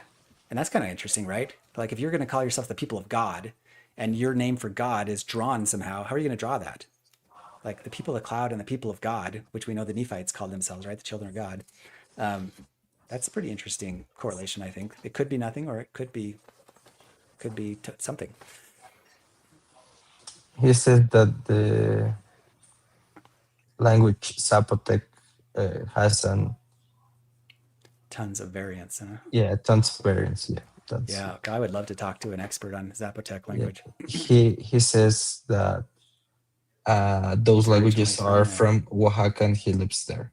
That's awesome. Yeah, you know, if people, like I take a tour once a year now to Monte Alban in Oaxaca, and we visit all the different sites there. I would love to get in touch with some natives. I've kind of tried to, just to talk to them and even if they could come and hang out with us, I would get a hold of me. If you live in Oaxaca, get a hold of me. And Luis is saying that the part that you're talking about archaeology will have to have a second or a third person that can give their opinions on that. Yeah. No, and like I said, this stuff is so kind of revolutionary. I think it's going to be a while before I get academia kind of really taking me seriously. I've done a lot of podcasts and I have a lot of people who support my work, but as far as academics, since I'm a geologist instead of an archaeologist, I mean, if I worked at BYU and I had my PhD in archaeology, I'd probably be able to get published immediately. But as is, it's going to take a while. Well, but you can do it, right? Yeah, yeah. I fully expect within 20 years, this stuff will catch on. I mean, Perfect. already people who are smart, they hear it and they're kind of like, whoa, there's some pretty crazy correlations in there. There's something to that. Even if they don't believe with everything, there's a lot of it that just can't be easily dismissed. Thank you. I heard saying that a near town from Montalban, it's called Sachila, Such a, and supposedly there, uh, the version of the Zapotec that is spoken there is the oldest one. Um, yeah, it's the oldest one of Montalban, and just a handful of people speak it. I think I know where he's talking about. Let me just see real quick. You can see the Sachila. Yeah, that's right. Yeah, and that because that's an old one, just like San Jose Mogote. That's like really old. Inhabited from 1000 BC, contemporary San Jose Mogote. Population collapsed between 300, 500, 300 BC following the fall of Mount Matan. Sachi became the last Zapotec Mixtec capital. Yeah, but I think that I visited that actually. Yeah, it has a little museum, I think, if I remember right. Anyway, tons of sites here. Eh, Okay, let's keep going. uh, he's saying that the, I don't know how to say this, the Rescatando, what is that? municipal authority rescuing Oh, that's right. the authority of that place is Oh, the rescuing and making a nice, the language. dictionary, Zapoteco Español and vice versa. That is so cool. Yeah, that is so cool. And he said that recently they have been, it has been proven that the Olmec heads are not from African origin. Yeah, and I don't think there's people who think that they're from Africa, but that they maybe are drawn after African features. But yeah, I think there's more to that. I don't think that they have anything really to do with Africa either, but it's hard to say exactly how old those are too, because well, you dig under them a little bit and you try and find something to radiocarbon date, but then how do you know whether that's actually the date of it since you can't really date the rock? Okay. And Miguel is saying that this was what you needed. Probably he's referring for you speaking in English. And it's good to see you here. Saludos. And thank you for the time you dedicate to these studies. Yeah, thank you. I am really, like I say, I'm so excited and interested in getting this information to Mexicans. Like, I once again, I think that Mexico and the Latino members of the church in Mexico and maybe Guatemala, that they're the ones that are going to solve the Book of Mormon. Like, not us wedos in Utah, right? I mean, I grew up like in Salt Lake and in St. George and in Utah, and so I'm part of this community here, and we all like kind of started it all out. But the strongest impression as I do all this is like this is not for us American wedo. So hopefully that's not a derogatory member. That's what we always called ourselves on our mission. But it's not for us white people, right? It's for the Mexicans. Like this is the Mexicans, and I truly think that once this kind of gets out, probably and there's a lot of prophecy stuff that I could get into in other videos where I think that the end of the times of the Gentiles is upon us, like it's within the next 2 decades, and when that happens, the world order is going to change, and America is going to fall from prominence for a short period of time, and Mexico is going to rise. I mean, it's already happening. It's already happening. Mexico's economy has just done unbelievable things in the last 4 decades. But I think that this will become kind of common knowledge within the next, I don't know, I would say 100 years in Mexico, and they will take the lead in all this, and they'll start to find all of their Israelite roots. They'll start to find all the trade that happened between the old world. But I would hope that even just within the next 10 or 15 years, Mexican members like that you'll hear these things and that they'll start having dreams about it, and that the dreams, in the same way that like I believe that spiritual beings have been like study this, study this, study this, that they'll just start leading people like crazy to unfold this stuff in ways that are undeniable. Like I say, like those things I just showed, they're pretty much undeniable. You could show any non-member of the church those things, and they would have to be like, "Oh, that's kind of crazy. That's hard to dismiss. That does look like an old world connection." You know what I mean? So once we get enough of those, any member of the church can start showing everyone, and then they'll be like, "Whoa, maybe there's something to this Book of Mormon thing." You know what I mean? And the church will grow like crazy. Thank you. And Gerard is saying that the ancient inhabitants pre-Hispanic are from Asian origin because of the facial features that they preserve. Yeah, I mean, that's kind of a hard one too, because the belief is that they come across the Bering Strait originally. But yeah, there's definitely a lot of Asian DNA in there, right? Yeah, and he's saying good effort to try to conciliate Mesoamerica with the North America theory. What is that? That you did a good effort trying to conciliate both theories, right? Like the hard one theory and the Yeah. Mesoamerican theory. When are you going to translate Ah, the the episode? yeah, yeah. Well, we don't know. See how No long it takes. sabemos, Gerardo. Tenemos pendiente unas cosas de edición que están ahí, pero vamos a tratar de hacerlo lo más pronto posible. Hoy en día ya es más rápido con cosas como la IA, entonces vamos a tratar de sacarlo lo más pronto posible. Ojalá que no es demasiado difícil. Esperamos que no. Tanto difícil. And Hipólito is asking the same question as always. Where did Lehi or Nephi land? Yeah. Let me just say where I think it happened. I think, well, let's just do this right here. So it could be that he landed just right here on the west coast of Oaxaca. But and this is just goes from a feeling, right? I feel like he actually landed down closer to Izapa and Grijalva, right? Or the Grijalva Valley here. So I really think that he first landed somewhere down here, because I think that there was a Near Eastern kind of trade port that they first landed on.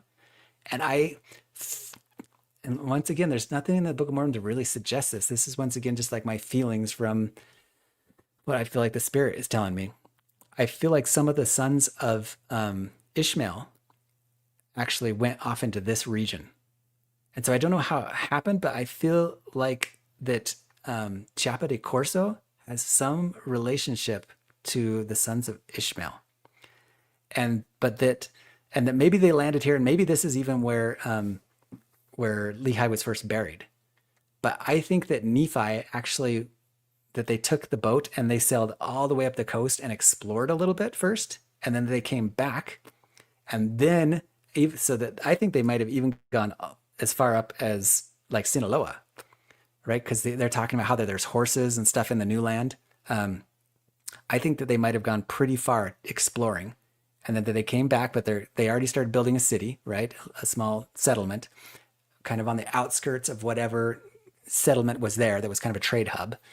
And that the sons of Ishmael took off then.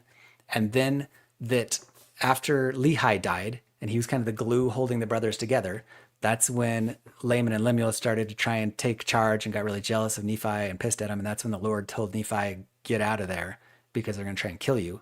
And so then I'm not sure at that point if whether they were still here or whether they'd gone up to here or not, but I kind of think maybe they were still there. But either way, yeah, Nephi would have kind of taken his boat and gone to the west coast of Oaxaca, and then made his way straight up into the valley of Oaxaca. And then Laman and Lemuel, or at least one of them, followed him a short time later. So that's my belief, right? But yeah, somewhere between the west coast of Oaxaca and the west coast of Chiapas. And that's after, like I mentioned before, I think that they came up the entire coast of South America, right? Because even though they could have island hopped, so this is a string of islands that are almost like uniformly spaced. So with the Leona, they could have island hopped their way across the Pacific right here. But in modern times, when you want to sail across the Pacific quickly, you do it down here. There's something called the Roaring Fifties, and the winds down there are much quicker. And so modern boats always sail across the south part of the Pacific to get across the Pacific. If you want to sail across this part of the Pacific, you have to do it during an El Nino event when the currents have reversed, right? Because typically the currents are going to want to take you from America to Indonesia, unless it's an El Nino event, which there's articles talking about how the Polynesians, that's how they usually got across to these islands. They did it during El Nino years. But I suspect that they went this southerly route, although the storms can be pretty intense down there. So it's also some people say, well, that southern event is the fastest, but those old boats maybe couldn't hold up because if they get caught in a storm, they're screwed. But anyway, so there's some speculation and some different ideas there. Thank you. Hipólito says, thank you for the research. Gerardo, he's saying Ajax says that the Stella number 5 is not the Lehi's dream. It's just an interpretation that it was given. This doesn't belongs to the Zappa culture and has nothing to do with the Lehi's dream, as it has been said. Yeah, and I explained that. I don't think that it is directly related to Nephi's dream, but I think that the Zappa culture, that they were a colonial outpost of a global trade network, right? So even though it's of the natives, but it was influenced by Near Eastern motifs, or especially Egyptian motifs, right? Because Egypt had kind of a global trade network a couple times, I believe, over the time of history. And so then it was influenced by Egyptian motifs, as was Nephi's dream and the Tree of Life, right? Because that whole Tree of Life motif is very popular Egyptian and probably Canaanite, because Canaan was ruled by Egypt, right? Even the northern kingdom of Israel was ruled by Egypt, all the way from the time of David to basically the time of Nephi. Yeah. And he says the Magistas, they explain it really well according to that culture. He has been, well, he studied all this time that it was in Izapa. I think he's referring to Ajax, but not sure really on what. But well, he's saying thank you for your exposition, Yeah, thank you. and that we broke record on the invested time. Yeah, mucho tiempo. Ay, ya somos pasado. Well, thank you, Lance. Thank you for all your time and for the questions that you answered. Yeah, thank you for giving us this new perspective on the geography and the Book of Mormon. And well, hopefully you can join us one more time to discuss about what we just mentioned previously regarding the gathering one, right? Like, Yeah, sounds what great. does it mean to be the true and living church and everything you mentioned. Yeah, awesome. Perfect. Hey, well, thanks so Right. much for having me. I'm glad to be able to do this. If anyone wants a little more info, don't hesitate to just contact me from my website. Yeah. Well, thank you. And see you guys.